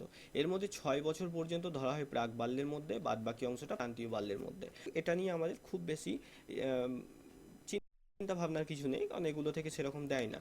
আচ্ছা, এবার এই যে বাল্যকাল, এই সময় কি হয়, এই সময় বেশ কিছু প্রশ্ন যেগুলো আসে, যে শিশুদের দুধ দাঁত গজায় জীবনের কোন সময়ে, মনে রাখবে এই যে বাল্যকাল, এই বাল্যকালই তাদের দুধ দাঁত গজাতে শুরু করে একদম প্রথম দিকে, প্রারম্ভিক বাল্যর দিকে। আর প্রান্তীয় বাল্যকাল যখন তাদের বয়স 7 বছর, 7.5 বছর এরকম হয়ে যায়, 6 বছর পেরিয়ে যায়, ঠিক 6 বছর পেরিয়ে গেলেই তাদের সেই দাঁত ভাঙতে থাকে এবং এরকমভাবে দাঁত ভেঙে যায়, যেমন ছবিতে দেখতে পাচ্ছ, এবং নতুন কিন্তু দাঁত তাদের মধ্যে আবার পুনরায় গজাতে থাকে, যেটাকে আমরা পার্মানেন্ট টিথ বলে থাকি। ঠিক আছে, তো সকল শিশুর দেখো দুধ দাঁত এই বয়সে গজায় এবং নতুন দাঁত গজাবার জন্য শিশুর মুখ প্রস্তুত হয়। 6 বছর বয়সের পর থেকে তাদের দাঁত ভাঙা শুরু করে এবং নতুন দাঁত আবার বের হয় 10 বছরের মধ্যে। আচ্ছা, এবার দেখো, এরপরে যদি আমরা বয়ঃসন্ধিকালের মধ্যে আসি, অ্যাডোলেসেন্সের মধ্যে আসি, তো দেখো বাল্য অবস্থার পরবর্তী সময় হচ্ছে অ্যাডোলেসেন্স বা কৈশোর বা বয়ঃসন্ধি। এটাকে কি বলা হয়, এটাকে বলা হয় দুঃখ কষ্টের কাল, দুঃখ কষ্টের কাল। কে বলেছিলেন, stage of stress and storm, Stanley হল। স্ট্যানলি হল, ভেরি গুড, স্ট্যানলি হল বলেছিলেন। স্ট্যানলি হল তিনি অ্যাডোলেসেন্স নামেই একটা বই লিখেছিলেন তার। ঠিক আছে, যদি প্রশ্ন আসে অ্যাডোলেসেন্স বইটি কার লেখা, মনে রাখবে স্ট্যানলি হল। এই বয়ঃসন্ধি কাল নিয়েই একটা তিনি পুস্তক লিখেছিলেন তার, এবং সেখানে তিনি নাম করেছিলেন এই সময়কালকে the stage of stress and storm. Stress কথার অর্থ কি, দুশ্চিন্তা, চিন্তাভাবনা, এবং স্টোম কথার অর্থ ঝড়, দুঃখ কষ্ট এবং ঝড় ঝঞ্ঝার কাল। কেন হয়, এই সময়তে হরমোনাল ডিসব্যালেন্স তৈরি হয় আমাদের শরীরে, প্রচুর চিন্তা আসে, এই হরমোনের কারণেই কিন্তু ছেলে এবং মেয়ে প্রত্যেকের মনে ব্যাপক একটা উথাল পাথাল সৃষ্টি হয়। ঠিক আছে, দেখো বাল্য অবস্থার পরে আসে বয়ঃসন্ধি অবস্থা। এই সময়ে শরীরের হরমোনের প্রকোপ সব থেকে বেশি থাকে। বয়ঃসন্ধিকালে হঠাৎ করে শারীরিক এবং মানসিক পরিবর্তনের এক জোয়ার আসে। ছেলেদের তুলনায় মেয়েদের মধ্যে এই পরিবর্তনের ঢেউ আগে আসে। কতদিন আগে? আমরা আগেই বললাম 1 বছর আগে কিন্তু মেয়েদের শরীরে বয়ঃসন্ধিকালের বিভিন্ন লক্ষণগুলো শুরু হয়ে যায়, ছেলেদের 1 বছর দেরি হয়। ছেলেদের দেখো মূলত 12 বছর থেকে 15 বছর বয়সের মধ্যে বয়ঃসন্ধিকালে প্রবেশ করে। আচ্ছা, এটা 13 হতো। হ্যাঁ বলো, কেউ কিছু বলবে? আর সাউন্ডও ডিস্টার্ব করছে। কি ডিস্টার্ব করছে? সাউন্ড? সাউন্ড ডিস্টার্ব করছে। আমি তো তোমার সাউন্ডটাই শুনতে পাচ্ছি না, তোমারই সম্ভবত নেটওয়ার্ক নেই। বাকি সবার কাছে কি সাউন্ড ডিস্টার্ব করছে? এমনি ঠিক আছে, সাউন্ড ঠিক আছে তো? ক্লিয়ার আছে। হ্যাঁ, আপনার Clear কাছে আছে। ক্লিয়ার আছে? সাউন্ড প্লাস স্ক্রিন দুটোই ডিস্টার্ব করছে। ওটা হয়তো তোমাদের সমস্যা, কারণ দেখো আমি কিন্তু বাকিদের কথা স্পষ্ট না শুনতে স্যার, পাচ্ছি। আমাদের ঠিক আছে। ঠিক আছে, আচ্ছা যাদের প্রবলেম হচ্ছে একটু দেখো, নেটওয়ার্কটা চেক করো তোমাদের। দেখো, তো ছেলেদের ক্ষেত্রে কি হচ্ছে তাহলে? ছেলেদের মূলত 13 বছর বয়স থেকে শুরু হচ্ছে এবং সেটা 13 থেকে 15। আচ্ছা, 13 থেকে 15 এই বয়সের মধ্যে তারা শুরু করছে, 15 কিন্তু শেষ হচ্ছে না। 13 থেকে মূলত 19 বছর পর্যন্ত স্থায়ী হয় ছেলেদের ক্ষেত্রে বয়ঃসন্ধিকাল। আচ্ছা, এই সময় কি হয়? তাদের মধ্যে ব্যাপক পরিবর্তন দেখা যায়। এই সময় তাদের গলার স্বর ভেঙে যায়, যেহেতু ষড়যন্ত্র, ছেলেদের যে গলার স্বর সেটা দেখবে ভারী ভারী হয়ে থাকে, তাই না? ভারী ভারী হয়ে থাকে। আর মেয়েদের যে গলার স্বর সেটা অনেকটা তীক্ষ্ণ হয়, অনেকটা সুমিষ্ট হয় শুনতে, সুরেলা টাইপের হয় মেয়েদের গলার স্বর। আর ছেলেদের যে গলার স্বর সেটা মানে ভয়ানক ভয়ানক হয় যত বড় হয় দেখবে। আর এই যে ক্লাস 8, 9, 10 যারা পড়ছে তাদের গলার স্বর দেখবে এখন ভাই বোনদের একদম চেঞ্জ হয়ে গেছে পুরো। তো এই যে কণ্ঠস্বর সেটা অনেক বেশি মোটা হয় এবং শরীর সুঠাম এবং পেশিবহুল হতে শুরু করে। ছেলেদের কাঁধ চওড়া হতে থাকে, বাইসেপ ট্রাইসেপ তৈরি হতে থাকে, সিক্স প্যাক তৈরি হতে থাকে। তো এরকম ছেলেদের পেশিবহুল শরীর কিন্তু এই বয়সে তৈরি হওয়া শুরু হয়। আচ্ছা, অপরদিকে মেয়েদের কি হয়? মেয়েদের শরীর প্রায় 2 বছর আগে থেকেই বিভিন্ন রকম পরিবর্তন শুরু হয়। তাদের ত্বক যে স্কিন, সেই স্কিন তাদের অনেক স্মুথ হয় ছেলেদের তুলনায় এবং লোমহীন হয়। কণ্ঠস্বর তীক্ষ্ণ হয় এবং মসৃণ হয়। কোমরের যে পেলভিস হাড় সেটা ছোটবেলাতে একই রকম থাকলেও বয়ঃসন্ধিকালে আসার পর কোমরের যে হাড় সেটা মেয়েদের চওড়া হতে থাকে, ছেলেদের এই জিনিসটা হয় না। আচ্ছা, এইটা হচ্ছে পার্থক্য বয়ঃসন্ধিকালে ছেলে এবং মেয়েদের। এছাড়া ছেলেদের তো দাড়ি গোঁফ গজায়, এটা আমরা সবাই জানি। আচ্ছা, বয়ঃসন্ধিকালে দেহগত এবং মানসিক এক ব্যাপক পরিবর্তন আসে। সেই পরিবর্তনের কারণে মনে রাখবে, তোমরা নামটা আগেই বললে, মনোবিজ্ঞানী স্ট্যানলি হল, তিনি এটাকে ঝড় ঝঞ্ঝা ও দুঃখ কষ্টের কাল বলেছেন। স্টেজ অফ স্ট্রেস অ্যান্ড স্ট্রোম, এই প্রশ্নটা সিটেটে অগুন্তি বার কিন্তু জিজ্ঞেস করেছে, বহুবার এই প্রশ্ন সিটেটে দিয়েছে। Stage of stress and storm কে বলেছেন? আচ্ছা, পরবর্তীতে দেখো, এবার আসি আমরা ম্যাচিউরেশনের মধ্যে। ম্যাচিউরেশন জিনিসটা কি? আজকের ক্লাসে আমরা ডেভেলপমেন্ট গ্রোথের সমস্ত টপিকগুলো সম্পর্কে ধারণা নিচ্ছি। এটাই ভেবো না যে এই যে আমরা গ্রোথ পড়ে নিলাম কি এর মানে গ্রোথ শেষ হয়ে গেল, বা ম্যাচিউরেশন পড়ছি কি এর মানে পরিণমন চ্যাপ্টার শেষ, বা ডেভেলপমেন্ট পড়ছি মানে ডেভেলপমেন্ট শেষ না। আজকে কেবলমাত্র স্কিমিং করছি, আমরা উপরে ধারণা নিচ্ছি। প্রচুর কিছু আছে এর মধ্যে, সেগুলো আস্তে আস্তে দুটো ক্লাস হয়তো লাগবে, শেষ হয়ে যাবে আমাদের ডিটেলসে। আচ্ছা, তো এবার আসি ম্যাচিউরেশন বা অ্যাডাল্টহুড। একটা আমি উদাহরণ দিই প্রথমে। ধরো তোমার বয়স ছিল, তুমি ধরো ক্লাস 1-এ পড়তে, অর্থাৎ তোমার বয়স ছিল 6 বছর। 6 বছর তুমি দাঁড়িয়ে আছো, তোমাকে আমি একটা ফুটবল দিলাম এবং বললাম তোমার গায়ে যত ক্ষমতা আছে ফুটবলটাকে লাথি মারো এবং যত দূরে পারো তুমি পাঠিয়ে দাও। তুমি লাথি মারলে, ফুটবলটা একটু দূরে গিয়ে পড়লো। কতটা? ধরো 20 ফিট দূরে গিয়ে ফুটবলটা পড়লো।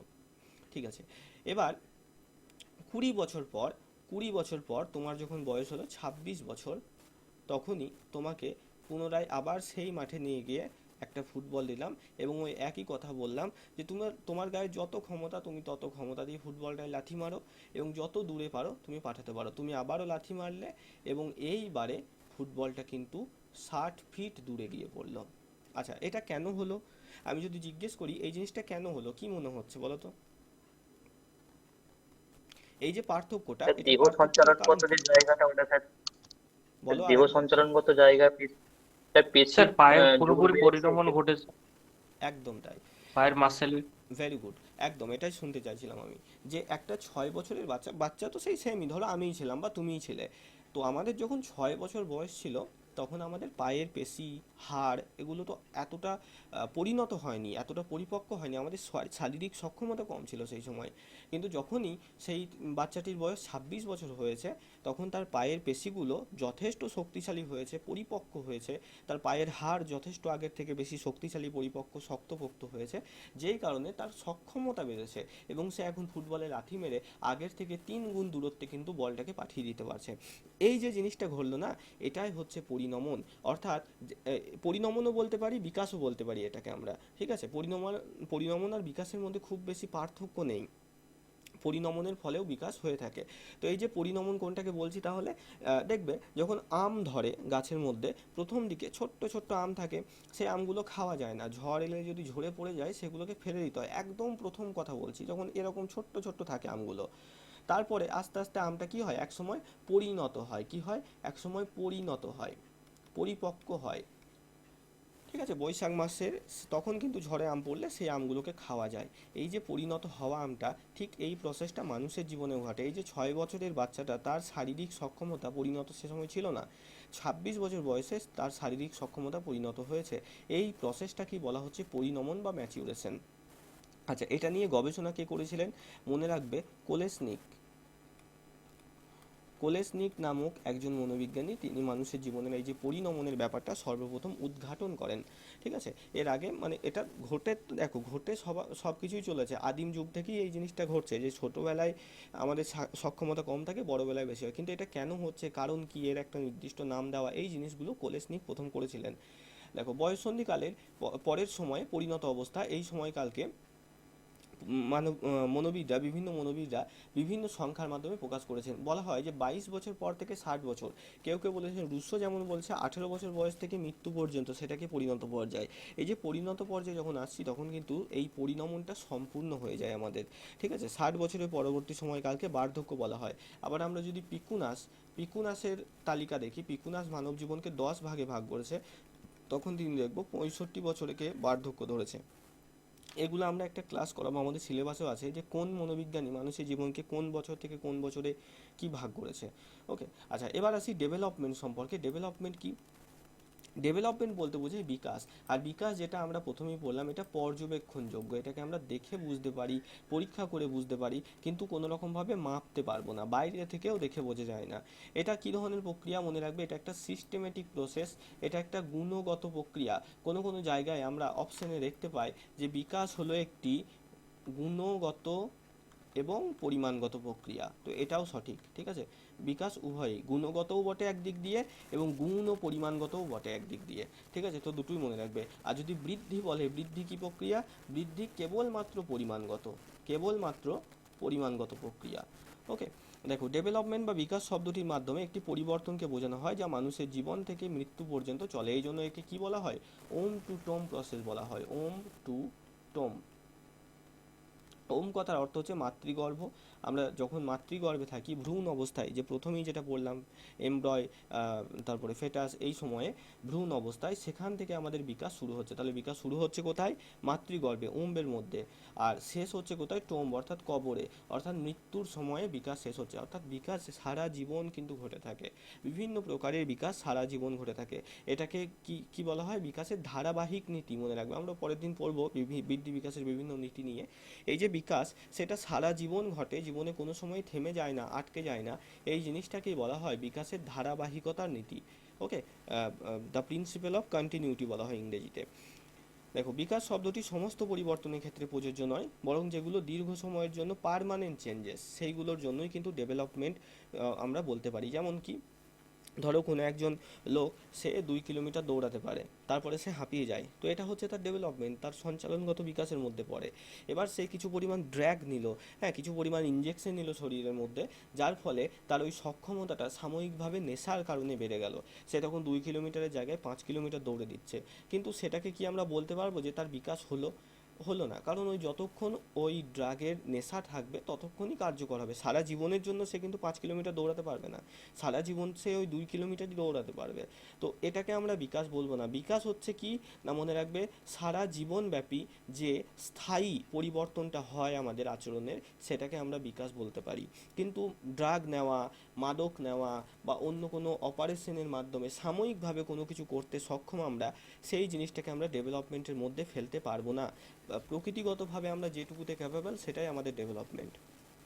মনে রাখবে, বিকাশ কোনো অস্থায়ী পরিবর্তনকে নির্দেশ করে না, এটা হচ্ছে আমাদের জীবনে স্থায়ী পরিবর্তন। বিভিন্ন মনোবিদ এই বিকাশ প্রক্রিয়াটাকে গুণগত প্রক্রিয়া বলেছেন, ধারাবাহিক প্রক্রিয়াও বলা হয়, এবং এটাকে সিস্টেমেটিক প্রসেস বলা হয়েছে। একটা সিস্টেমের মাধ্যমে পরপর বিকাশগুলো হয়।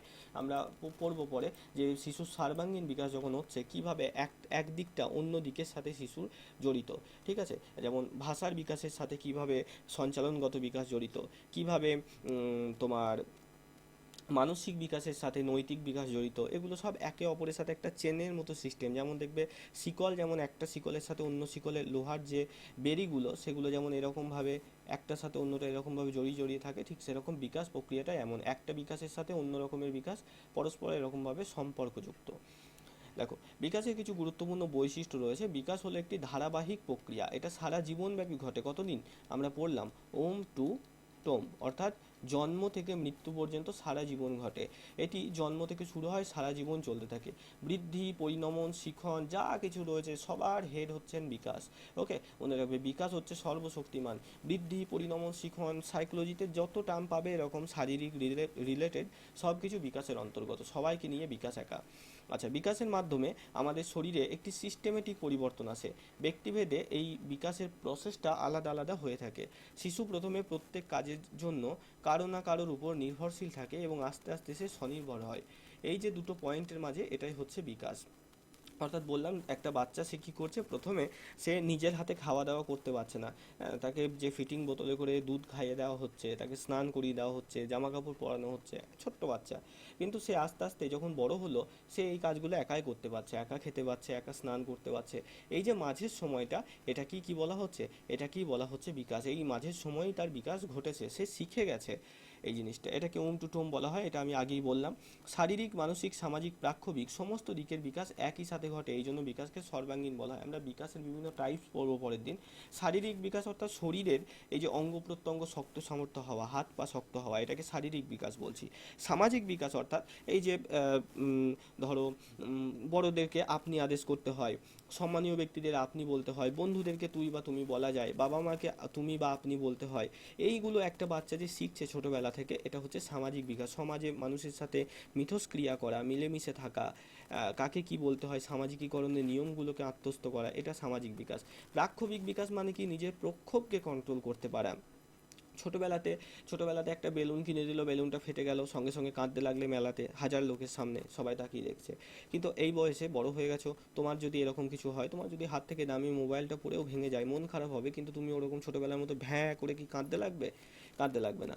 আচ্ছা, তো এইটা হচ্ছে প্রাক্ষবিক বিকাশ। আমাদের মনের আবেগকে, কষ্টকে, কান্নাকে, দুঃখকে আমরা নিয়ন্ত্রণ করতে শিখি ছোটোবেলায়, যেটাকে কিন্তু আমরা পারি না।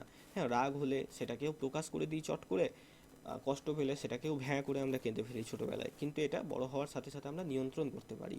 আচ্ছা, এই সমস্ত দিকের বিকাশ একসাথে ঘটে, একটা একটা করে ঘটে না, সেপারেটলি ঘটে না, একই সাথে সামগ্রিকভাবে ঘটে ছোটোবেলা থেকেই আস্তে আস্তে আস্তে আস্তে। আর বিকাশ সারা জীবন কেন ঘটে, এটা কি কোন উদ্দেশ্যে বলছি? দেখো, আমি যদি জ্ঞানীয় বিকাশের কথা বলি, জ্ঞানীয় বিকাশের মধ্যে কি পড়ে? যে তুমি নতুন কোনো কিছু শিখছো, সেটাই তোমার জ্ঞানীয় বিকাশের অন্তর্গত। এবার কেউ বলতে পারবে যে আমার 60 বছর বয়স হলো, আমি সব কিছু শিখে গেছি, সারা পৃথিবীর সমস্ত জ্ঞান আমার মধ্যে আছে, বলা যাবে? বলা যাবে না। কেউ একজন 100 বছর বয়সে মৃত্যুর আগের মুহূর্তেও নতুন কিছু একটা জিনিস শিখতেই পারে, তাই না? ঠিক একই রকম, এই জন্য বলা হচ্ছে বিকাশকে সারা জীবনব্যাপী প্রক্রিয়া। বিকাশ কোনো দিন সারা জীবনেও শেষ হয় না, মৃত্যু পর্যন্ত এটা চলতে থাকে, কখনো শেষ হয় না। আমাদের কথায় আছে না, জানার কোনো শেষ নেই, সেরকমই। দেখো, বিকাশ একটি ক্রম উন্নয়নশীল প্রক্রিয়া, গুণগত অথবা গুণ ও পরিমাণগত। যেটা বললাম, অপশানে দেয় বারবার, এটাকে গুণগতও দিতে পারে একা, আবার গুণ ও পরিমাণগতও দিতে পারে, দুটোর মধ্যে যে কোনো একটা দেবে। দেখো, বিকাশ হলো একটা কী প্রক্রিয়া? ক্রম উন্নয়নশীল প্রক্রিয়া। যে কোনো জিনিসে যখন বিকাশ হচ্ছে, সেটা অবনতির দিকে যাবে না, সেটা বরং উন্নতির দিকে যাবে। যেমন একটা উদাহরণ দিই, যে ধরো আমরা যখন প্রথম অনলাইন টিচিং শুরু করি, অনলাইনে যখন প্রত্যেকটা আমাদের প্রত্যেক টিচার, সমস্ত ইনস্টিটিউটে যত টিচার আছেন বা প্রত্যেক জীবনে প্রত্যেক টিচারই, তোমরাও যখন টিচার হবে তখন প্রথম যখন ক্লাসে যাব তখন একরকমভাবে পড়াবো, কিন্তু আস্তে আস্তে আস্তে আস্তে যখন আমাদের এটা অভ্যস্ত হয়ে যাবে তখন নিজে থেকে অনেক কিছু নতুন নতুন জিনিস শিখতে পারবো। আমরা বুঝতে পারবো যে কীভাবে বাচ্চাদের বললে বা বড়দেরকে পড়ানোর সময়ও তাদেরকে কীভাবে কোনটা বললে তারা ভালো বুঝতে পারে। এই যে একটা উন্নতি হচ্ছে আমাদের মধ্যে, স্কিলের উন্নতি হচ্ছে, তাই না? তোমরা যখন চাকরি পেয়ে যাবে তখন মনে হবে প্রথম বছরে একটু অসুবিধা হতে পারে যে কোনো জিনিস হয়তো একটা বাচ্চাকে বোঝাতে পারছো না। আস্তে আস্তে যখন 10 বছর 20 বছরের অভিজ্ঞতা তোমার হয়ে যাবে তখনই মনে থাকবে যে আচ্ছা এইটাকে গল্প বললে এরা বুঝে যাবে। এই যে অভিজ্ঞতা, অর্থাৎ যে কোনো জিনিসের যত আস্তে আস্তে বিকাশ হতে থাকে, ডেভেলপ হতে থাকে, সেটা তত উন্নতির দিকে যায়, অবনতির দিকে আসে না। সেই কারণে বিকাশকে ক্রম উন্নয়নশীল প্রক্রিয়া বলা হয়। বংশগতীয় পরিবেশ কিছু কিছু ক্ষেত্রে এই বিকাশের উপর প্রভাব বিস্তার করে। আমরা প্রথমেই সেই যেখানে বললাম যে বংশগতি আর পরিবেশ উভয় কিন্তু সমানভাবে এই বিকাশের উপরে গুরুত্বপূর্ণ, কারোর দিক বেশিও নয় কমও নয়। এবার হ্যাঁ, অল্প কিছু হয়তো প্রভাব আছে, কিন্তু যেটুকুই প্রভাব আছে দুজনেরই আছে সমান সমান, কেউ কম বেশি নয়। আচ্ছা, পরবর্তী দিকে আমরা যাই। পরবর্তীতে আছে আমাদের কি, দেখো ম্যাচুরেশন, তাই তো? হ্যাঁ, ম্যাচুরেশন বা পরিণমন। এক সেকেন্ড ওয়েট করো।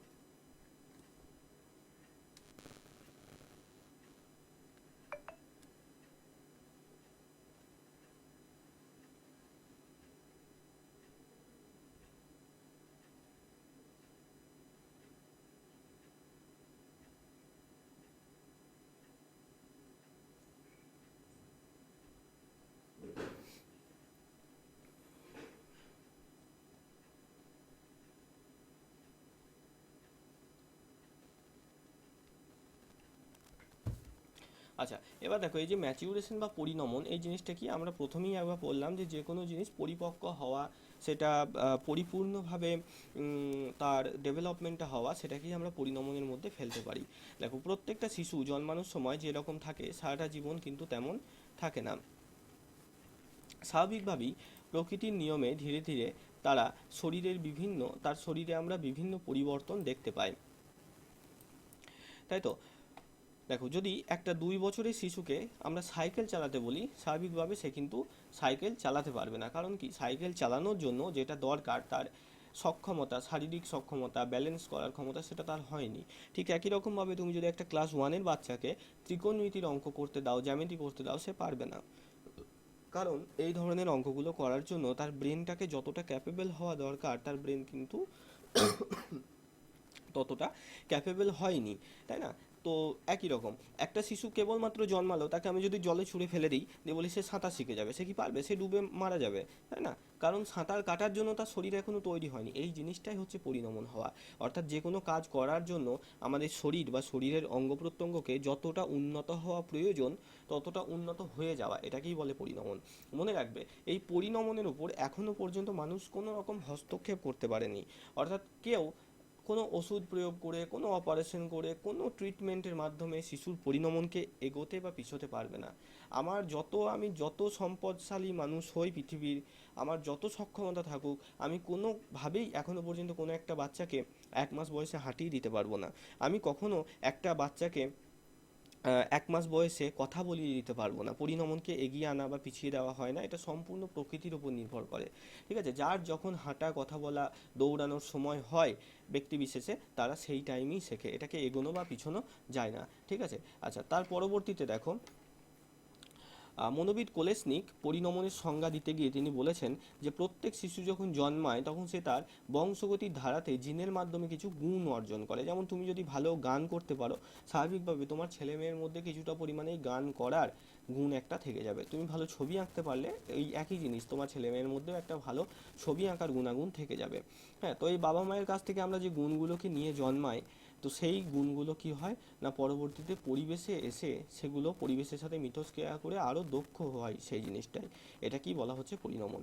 দেখো, পরিণমন হলো একটা আভ্যন্তরীণ প্রক্রিয়া। এটা মনে রাখবে, এই পরিণমনকে কি বলা হয়, আমি একটু লিখে দিই এখানটায়। আভ্যন্তরীণ প্লাস স্বতঃস্ফূর্ত বলা হয়, স্বতঃস্ফূর্ত প্রক্রিয়া। অর্থাৎ আপনা আপই হয়, নিজে থেকেই হয়, কেউ করাতে পারে না এটাকে। আচ্ছা, এটিকে চাইলেই কেউ বাইরে থেকে নিয়ন্ত্রণ করতে পারবে না। কোনো কিছু দ্বারা এই পরিণমনকে আগে ঘটানো যাবে না বা পরেও ঘটানো যাবে না। সময়ের সাথে সাথে যখন ম্যাচিওর হবে বাচ্চা, তখন তার দেহের বিভিন্ন অংশ বিভিন্ন রকমভাবে পরিণত হবে, কাজ করতে শিখবে। ঠিক আছে? আচ্ছা, এরপরে আসি লার্নিং নিয়ে। লার্নিং বা শিখন। লার্নিং বা শিখন কি? কোনো কিছুকে শিখলেই সেটাকে শিখন হয় না। সেই শিখনটা যখন স্থায়ী হয়, সেই শিখনের ফলে যখন আমাদের আচরণগত পরিবর্তন হয়, সেটাকেই আমরা কিন্তু শিখন বলে থাকবো। তো শিখন কি? আমাদের আচরণের একটা স্থায়ী পরিবর্তন, সেটাকে বলা হয় শিখন।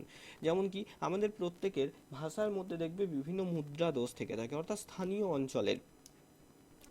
অঞ্চলে যেমন যাচ্ছি, খাচ্ছি, এই ধরনের ভাষার বদলে অনেকে যাইবো, খাইবো বলতে পারে। হ্যাঁ, খাবো না কে খাবো নি বলে থাকে অনেকে। খেয়েছো কে খাইছো বলে অনেকে। তো এই ধরনের বিভিন্ন রকম মুদ্রা দোষ কিন্তু আমাদের থেকে থাকে অঞ্চল ভেদে। এটা স্বাভাবিক, প্রত্যেকের মধ্যে থাকে। কিন্তু যখন তুমি টিচিং করছো, তুমি চাকরি পেয়ে গেছো, তুমি টিচিং করছো, তখন কিন্তু তোমাকে প্রমিত বাংলাটাই বলতে হবে, অর্থাৎ যেটা মান্য বাংলা। হ্যাঁ, তো সেটাকে বলতে হবে। তো স্বাভাবিকভাবে প্রথম প্রথম ভুল হবে, এবং আস্তে আস্তে আমরা যখন শুধরে নেব সেটাকে, তখন কিন্তু আমরা প্রমিত বাংলার দিকে আসতে পারবো। এবং তখন ওই যে খাইনি, খাইছো, এই ধরনের যে আমাদের মুদ্রাদোষগুলো ভাষার মধ্যে থেকে থাকে, যাইতেছি, এই ধরনের কথাগুলো তখন যাচ্ছি, খাচ্ছি, এরকমই হয়ে যাবে। এই যে আচরণে তোমার স্থায়ী পরিবর্তনটা হলো, এমন নয় যে এটা একদিন বা দুদিনের জন্য, যখন পার্মানেন্টলি হয়ে গেল, তোমার কথাটা এরকম হয়ে গেল। আমি একটা মজার ঘটনা বলি। আমরা যখন ডিএলএড করেছিলাম, তো আমরা সরকারি কলেজ থেকে ডিএলএড করেছিলাম। তো তখন কি হতো যে হোস্টেলে থাকাটা বাধ্যতামূলক ছিল সরকারি কলেজগুলোতে। তো স্বাভাবিকভাবে হোস্টেলে অনেক দূর দূরকার বন্ধুরা থাকতো। আমরা যখন ফার্স্ট ইয়ারে পড়তাম, তখন মোটামুটি 18-19 জন দাদারা থাকতেন, তারা সেকেন্ড ইয়ারের। তো তারা কেউ ছিল বাঁকুড়ার, কেউ ছিল পুরুলিয়ার, আমার বাড়ি যদিও বর্ধমান। তো তাদের ভাষার মধ্যে এক অন্যরকম, বিশেষ করে বাঁকুড়া আর পুরুলিয়া, এদের কথাটা বুঝতে পারতাম যে হ্যাঁ, একটু অন্যরকম লাগছে শুনতে। তো কি হলো যে তারা যখন 2 বছর এই একসাথে থাকলো এই যে বর্ধমানের মধ্যে, তো স্বাভাবিকভাবে তাদের ওই ভাষার টানটা কোথাও না কোথাও হারিয়ে গেল। হ্যাঁ, এবং এই দিকে কার যে ভাষার টান রয়েছে, হয়তো যারা বাঁকুড়া পুরুলিয়া রয়েছে, তারা যখন আমার কথা শুনছো, তোমাদের মনে হতে পারে যে স্যারের কথাটা কীরকম একটা মনে হচ্ছে। হ্যাঁ, ঠিক একই রকম আমরা যখন বাঁকুড়া পুরুলিয়ার কথা শুনবো, তখন আমাদের মনে হবে যে এই কথাটার টোনটা একটু আলাদা। তো ওরা কি হলো, ওদের বর্ধমানে থাকতে থাকতে 2 বছর ওদের টোনটাই বর্ধমানের মতো সঙ্গে মিশে গেল, যে এরকম হয়ে গেল। এবার ওরা কি বলে, ওরা যখন বাড়ি যায় ওখানে, বা ট্রেনিং শেষে যখন বাড়ি গেছে, তখন ওখানকার মানুষজন বলছে হ্যাঁ, তোরা এখন শহুরে হয়ে গেছিস, কলকাতার ভাষা বলিস, হেন তেন, এরকম মানে বাঁকুড়ার মানুষরা আর কি। তো তারা তখন হাসে। তো এই জিনিসটা হয় যে আমরা কি করছি না, যখন একটা জিনিস থেকে বেরিয়ে এসে নতুন কোথাও থাকছি, সেখানে আমাদের ভাষাগত পরিবর্তন হয়ে যেতে পারে। তো এই জিনিসটা যখন পার্মানেন্টলি আমাদের আচরণে চলে আসবে, সেটাকে আমরা বলতে পারবো শিখন হয়েছে। ঠিক আছে? ঠিক একই রকমভাবে কেউ যদি এখন গিয়ে বাঁকুড়ায় 5 বছর থাকে, সেখানকার ভাষার টান তার মধ্যে চলে আসবে, তখন সেটা তার শিখন হয়ে যাবে। আচ্ছা, এটা হচ্ছে লার্নিং। তো আচরণের স্থায়ী পরিবর্তনকে আমরা কিন্তু লার্নিং বলছি। ওকে, নেক্সট আমরা যাই। দেখো, যেমন ছোটোবেলায় বারংবার চেষ্টা এবং অভ্যাসের মাধ্যমে আমরা সাইকেল চালাতে শিখেছি। এই যে সাইকেল চালানো, এখন তুমি হয়তো সাইকেল চালাও না, বা হয়তো 6 মাস 10 মাস তুমি সাইকেলে হাত দাওনি, কিন্তু তার মানে কি ভুলে গেছো তুমি? ভুলোনি, তাই না? তো বারংবার অভ্যাসের মাধ্যমে সাইকেল চালাতে শিখেছি। এই সাইকেল চালানোটা আমাদের মনের মধ্যে স্থায়ীভাবে কিন্তু মনে আছে। এটা স্থায়ী একটা পরিবর্তন আমাদের মনে এনেছে, তাই এটাকে আমরা শিখন বলতে পারি। কোনো একটা পড়া আমরা আজকে পড়লাম, কালকে ভুলে গেলাম, সেটাকে শিখন বলবো না। যে জিনিসটা সারা জীবন আর ভুলবো না গো, সেটাকেই আমরা শিখন বলবো। আচ্ছা, এবার একটু দেখবো গ্রোথ আর ডেভেলপমেন্টের মধ্যে বিশেষ কিছু পার্থক্য রয়েছে। যেমন দেখো, বৃদ্ধি। তো এই বৃদ্ধি হলো পরিমাণগত পরিবর্তন। কেন বলা হচ্ছে, আমরা আগেই পড়লাম, কারণ এটাকে মাপা যায়। ঠিক আছে? আর বিকাশ কি? এটা গুণ এবং পরিমাণগত পরিবর্তন, এটাকে কিন্তু আমরা মাপতে পারি না। বৃদ্ধি বলতে কেবল শারীরিক পরিবর্তনকে বোঝায়। ঠিক আছে? বৃদ্ধি বলতে কি বোঝায়? শুধুমাত্র শারীরিক পরিবর্তনকে বোঝায়, যে তার উচ্চতা কত বাড়ছে, ওজন কত বাড়ছে, এটা। বিকাশের ক্ষেত্রে মানসিক, বৌদ্ধিক, দৈহিক, সামাজিক, এই সমস্ত পরিবর্তনকে বোঝায়। বৃদ্ধি সারা জীবন চলে না। ঠিক আছে? এটা কি হয়, একটা নির্দিষ্ট সময়ের পর থেমে যায়। কিন্তু বিকাশ যেটা, এটা ওম টু টোম প্রসেস, তাই না? ওম টু টোম, অর্থাৎ জন্ম থেকে মৃত্যু পর্যন্ত চলে, এটা কিন্তু সারা জীবন চলে। বিকাশের এই যে সারা জীবন চলার নীতি, এটাকে কি বলা হয়? ধারাবাহিকতার নীতি, বা প্রিন্সিপাল অফ কন্টিনিউটি। আচ্ছা, খুব সহজেই বৃদ্ধিকে পরিমাপ করা যায়, যেমন কোনো শিশুর উচ্চতা মাপা যায়, ওজন মাপা যায়, সেরকমই। আর বিকাশকে কখনোই পরিমাপ করা যায় না, শুধুমাত্র মূল্যায়ন করতে হয়। হ্যাঁ, আমরা বৃদ্ধিটাকে মাপতে পারবো, কিন্তু তোমার সিডিপি বা ইংরেজিতে কত জ্ঞান আছে সেটাকে মূল্যায়ন করতে পারবো, পরীক্ষা নিয়ে বুঝতে পারবো, সেটাকে মাপতে পারবো না। ঠিক আছে, এগুলো হলো গঠনগত বা কাঠামোগত পরিবর্তন। তোমার শরীরের পরিবর্তন হবে, বাহ্যিক তুমি বড় হচ্ছ সেটা দেখে বোঝা যাবে। কিন্তু বিকাশ এটা কি, এটা গঠন বা কার্যগত, গঠনগত, আচ্ছা হ্যাঁ, এটা গঠন বা কার্যগত পরিবর্তন। অর্থাৎ বিকাশের ফলে কি হবে, কাজের পরিবর্তন আসবে। তুমি যে কোনো একটা কাজে লাগলে প্রথম প্রথম বিভিন্ন ভুল করবে, এটা স্বাভাবিক, এবং পরবর্তীতে যখন সেটা শিখে যাবে, বিকাশ হবে, তখন সেই কার্যগত একটা পরিবর্তন আসবে, আগের থেকে ভালোভাবে কাজটাকে তুমি করতে পারবে। তো এই ছিল বৃদ্ধি আর বিকাশের পার্থক্যটুকু। আচ্ছা, আর কিছু আছে কিনা দেখি। আচ্ছা, এবার কিছু প্রশ্ন আছে। যাই হোক, এবার আমি কিছু প্রশ্ন করছি। প্রশ্ন করার আগে আমি জানতে চাই, যতটুকু বললাম এতদূর পর্যন্ত কারোর কোনো সমস্যা আছে কিনা, কোনো জায়গায় বুঝতে অসুবিধা হয়েছে কিনা। স্যার একটা কোশ্চেন করবো? হ্যাঁ, শুভদীপ বলো। স্যার ওই যেটা বললেন না ম্যাচুরিটি অ্যাডাল্টহুড, ওটা কোলিসনিং কত সালে পরীক্ষা করেছিলেন ওটা? সাল সাল সেরকম কোথাও পাইনি আমি, বা হয়তো থাকতে পারে, কিন্তু আমার এই মুহূর্তে মনে নেই গো। ওটা তুমি গুগলে দেখে নিতে পারো সালটা। আর সাল আমাদের অতটা আচ্ছা ইম্পর্টেন্টও নয়। হ্যাঁ, আচ্ছা, সাল খুব ঠিক একটা বইয়ে থাকেও না। ঠিক আছে, আর কোনো সমস্যা আছে? না স্যার। স্যার ঠিক আছে। আচ্ছা, চলো এবার তাহলে প্রশ্নগুলো করি। অ্যান্সারগুলো তোমরা কমেন্টে লিখবে। ওকে, দাঁড়াও।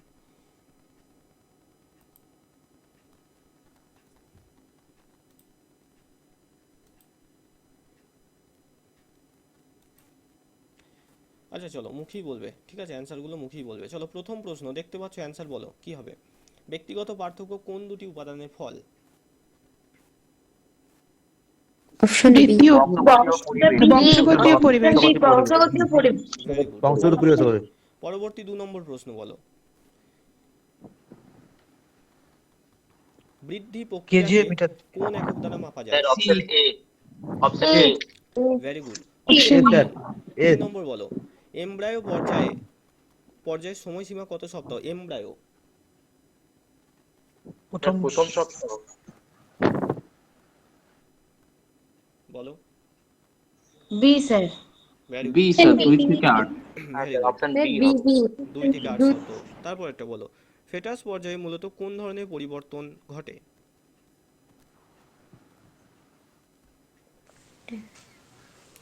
ফেটাস একদম স্যার শেষের দিকে, অঙ্গের গঠন। একদম শেষের দিকে। স্যার আকার ও আকৃতির পরিবৃদ্ধি। স্যার আকার আকৃতির স্যার এটা সি। তো প্রথম থেকেই ঘটে। না না, মানসিক স্যার বিকাশ, সি। গর্ভের মধ্যে মানসিক বিকাশ ঘটে না। তাহলে স্যার এ হবে। একদম স্যার বংশগত বৈশিষ্ট্য স্যার। বংশগত অপশন এ বৈশিষ্ট্য। হবে, অঙ্গের গঠন। পরেরটা বলো। পোস্ট নাটাল, পোস্ট নাটাল এর অর্থ কি? জন্মের পর। জন্মের আগে। জন্মের পর। আগে না পরে? অপশন জন্মের ভালো পর। করে দেখো। প্রিনাটাল স্যার। পরে জন্মের পর। পরে হবে স্যার, পরে। পোস্ট কথার অর্থ হচ্ছে পরবর্তীতে, প্রি কথার অর্থ হচ্ছে আগে। প্রি নাটাল বললে সেটা হবে জন্মের আগে, পোস্ট নাটাল মানে জন্মের পরে। 6 নম্বর বলো।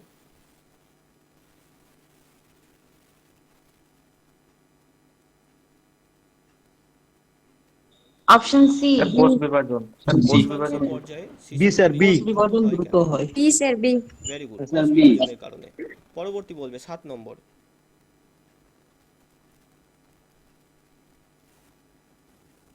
শারীরিক বৃদ্ধি পাই বলতে। স্যার অপশন ডি হবে। আর্লি চাইল্ডহুড দুধ সময়ে স্যার বি শিশুর তো। মধ্যে বি হবে sir. Option B. Sir B. দুধ দাঁত গজায়, একদম। সময়সীমা কত বছর? 6 বছরের পরবর্তী, তাই না? 6 বছর থেকে 8 12। নম্বর বলো। 8 নম্বর। কৈশোরকালে ছেলেদের পেশি বিকাশের কারণ হলো কি? খাদ্যাভ্যাস, শারীরিক অনুশীলন, টেস্টোস্টেরন হরমোন, নাকি আবেগজনিত পরিবর্তন? টেস্টের hormone sir. Testosterone hormone. Very good, hormone C. Very good. পরবর্তী বলবে 9 নম্বর। বিকাশ প্রক্রিয়া কোন ধরনের পরিবর্তনের মাধ্যমে চিহ্নিত হয়? আকস্মিক, সিস্টেমেটিক, অনিয়মিত, না স্থবির? Systematic sir. টেস্টোডিক স্যার। খুব ভালো, খুব ভালো, একদম তাই। পরবর্তী 10 নম্বর বলো। ডেভেলপমেন্ট প্রক্রিয়াকে কোয়ালিটেটিভ চেঞ্জ মানে গুণগত পরিবর্তন বলা হয় কেন? এটা পরিমাপযোগ্য। এটা স্যার বি বি গুণগত পরীক্ষা অপশন বি স্যার এটা স্যার বি গুণগত বি স্যার অপশন বি। হ্যাঁ, এটা তো সব থেকে সহজ প্রশ্ন, প্রথমেই একজনকে ভুল করে ফেললে। পরিমাপযোগ্য তো বিকাশ, ডেভেলপমেন্ট নয়। এটা বলো, ওম টু টম। স্যার বিকাশ কেন স্যার, বৃদ্ধি হবে তাহলে। হ্যাঁ সরি, বৃদ্ধি, হ্যাঁ বৃদ্ধি, পরিমাপযোগ্য। ভুল বললাম, বৃদ্ধি। আজীবন চলে স্যার এটা বলো, আজীবন 11 বিকাশ নম্বর। আজীবন চলে। স্যার অপশন এ বিকাশ আজীবন আজীবন চলে। চলে। Option A. বিকাশ আজীবন চলে। পরবর্তী 12 নম্বর।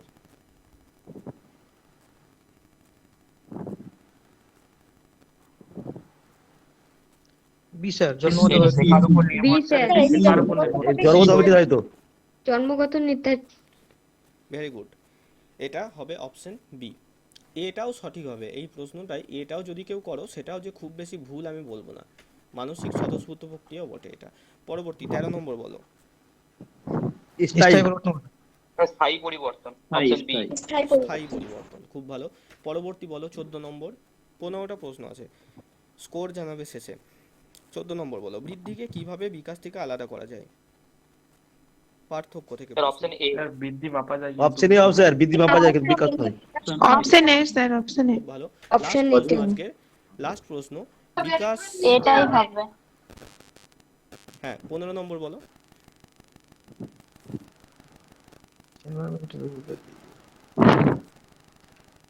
এটি শেখার সুযোগ করে দেয়। স্যার বি জিন এটি জিন প্রত্যন করে পরিবেশের সাথে জিনের কি শেখার সম্পর্ক? সুযোগ। জিনের সম্পর্ক বংশগতির সাথে। স্যার অপশন বি শেখার সুযোগ তৈরি করে বি স্যার বি হয় স্যার অপশন বি হ্যাঁ অপশন বি, একদম তাই, অপশন বি হবে বি সঠিক এটি উত্তর। শেখার সুযোগ তৈরি করে। একদম। আচ্ছা, কার কত স্কোর হলো? স্যার সবকটাই হয়েছে। 13টা চলো লিখে দাও কমেন্টে একবার, 15-র মধ্যে কার কত হচ্ছে। চলো আমিও জেনে যাব, আর ক্লাসে কোনো সমস্যা থাকলে সেটাও বলবে। আজকে এইটুকু থাক। ওকে, খুব ভালো। 10, 13, 12, ওকে 14, 13, ঠিক আছে। মোটামুটি ক্লাস বোঝা গেল তো? কারো কোনো সমস্যা নেই তো? না না স্যার। না স্যার ঠিক আছে। স্যার অ্যানসার গুলো হয়ে যাওয়ার পর একটা দাগ দিয়ে দেবেন না অ্যান্সারগুলো ঠিক আছে, আমি পিডিএফটা মার্ক করে দিয়ে দিচ্ছি তোমাদের তাহলে। তাছাড়াও মাঝে রেকর্ড ক্লাস তো মধ্যে দেখতে পাবে। সাউন্ডটা ক্লিয়ার ছিল না না না স্যার, মানে এই এখন যখন হয়ে যাচ্ছে তখন হয়তো ভালো করে না শুনলে তাহলে তখন বুঝতে পারবো, তাহলে ওই জন্য। আচ্ছা আচ্ছা, ঠিক আছে। স্যার বলো। স্যার যে বিকাশের যে এটা বললেন স্যার আপনার চাইল্ডহুড স্যার চাইল্ডহুড স্যার ডিউরেশনটা কতদিন বললেন চাইল্ডহুডের বয়সকালটা? সময়সীমা 12 বছর পর্যন্ত, 13 বছর থেকে বয়ঃসন্ধি শুরু। 12 বলতে স্যার 0 থেকে 2 তো স্যার ইনফ্যান্সি, হ্যাঁ, তাহলে স্যার তাহলে কি বলবো স্যার 2 থেকে 12 চাইল্ডহুড? না 2 এর পরবর্তী থেকে বলবে, 3 থেকে বলবে, আর না হলে এই দিক থেকে বললে 6 থেকে বলতে পারো, মানে রুশোদের মতে বললে। স্যার ওখানে তো দুটো ভরা আছে স্যার, আর্লি চাইল্ডহুড আর বলে একটা চাইল্ডহুড। হ্যাঁ, আর্লি চাইল্ডহুডকে মূলত ওই যখন তুমি 3 থেকে ধরছো, 3 থেকে 12 বছর, ওখানে 3 থেকে 6 বা 7 বছর পর্যন্ত ধরা হয় আর্লি চাইল্ডহুডকে, আর 7 বছর থেকে 12 বছর ধরা হয় লেটার চাইল্ডহুডকে। ঠিক আছে? আচ্ছা আচ্ছা বেশ স্যার। এর মধ্যে আবার বিভিন্ন ভাগ আছে, গ্যাং এজ আছে, প্রি স্কুল এজ আছে, সেগুলো আমরা পরের দিন পড়বো। আর্লি চাইল্ডহুডের বৈশিষ্ট্য, টয় এজ বলে আমরা পাবো, সেগুলো সব পড়বো। ঠিক আছে, আজকে এত দূর থাক, মানে একসঙ্গে বেশি কিছু দিলে তো প্রবলেম হয়ে যাবে, ধাপে ধাপে শিখবো আচ্ছা। আমরা। ওকে ঠিক আছে, তাহলে এত দূর থাক। গুড নাইট সবাইকে, নেক্সট সপ্তাহে আবার দেখা স্যার হবে। পিডিএফটা রেকর্ডিংটা পাবো তো? ওটা ওটা আমাদের স্যারকে তোমরা এসএমএস করে নেবে, মানিক স্যারকে এসএমএস করে নেবে, আমি স্যারকে পাঠিয়ে দিই, স্যাররা তোমাদেরকে দিয়ে দেবেন। আর ওই যে কি ড্রাইভ বললেন ওইভাবে হয়তো পেয়ে যাবে, স্যারের থেকে একটু জেনে নিও। ওকে স্যার, হ্যাঁ ওকে, গুড নাইট সবাইকে। Good night.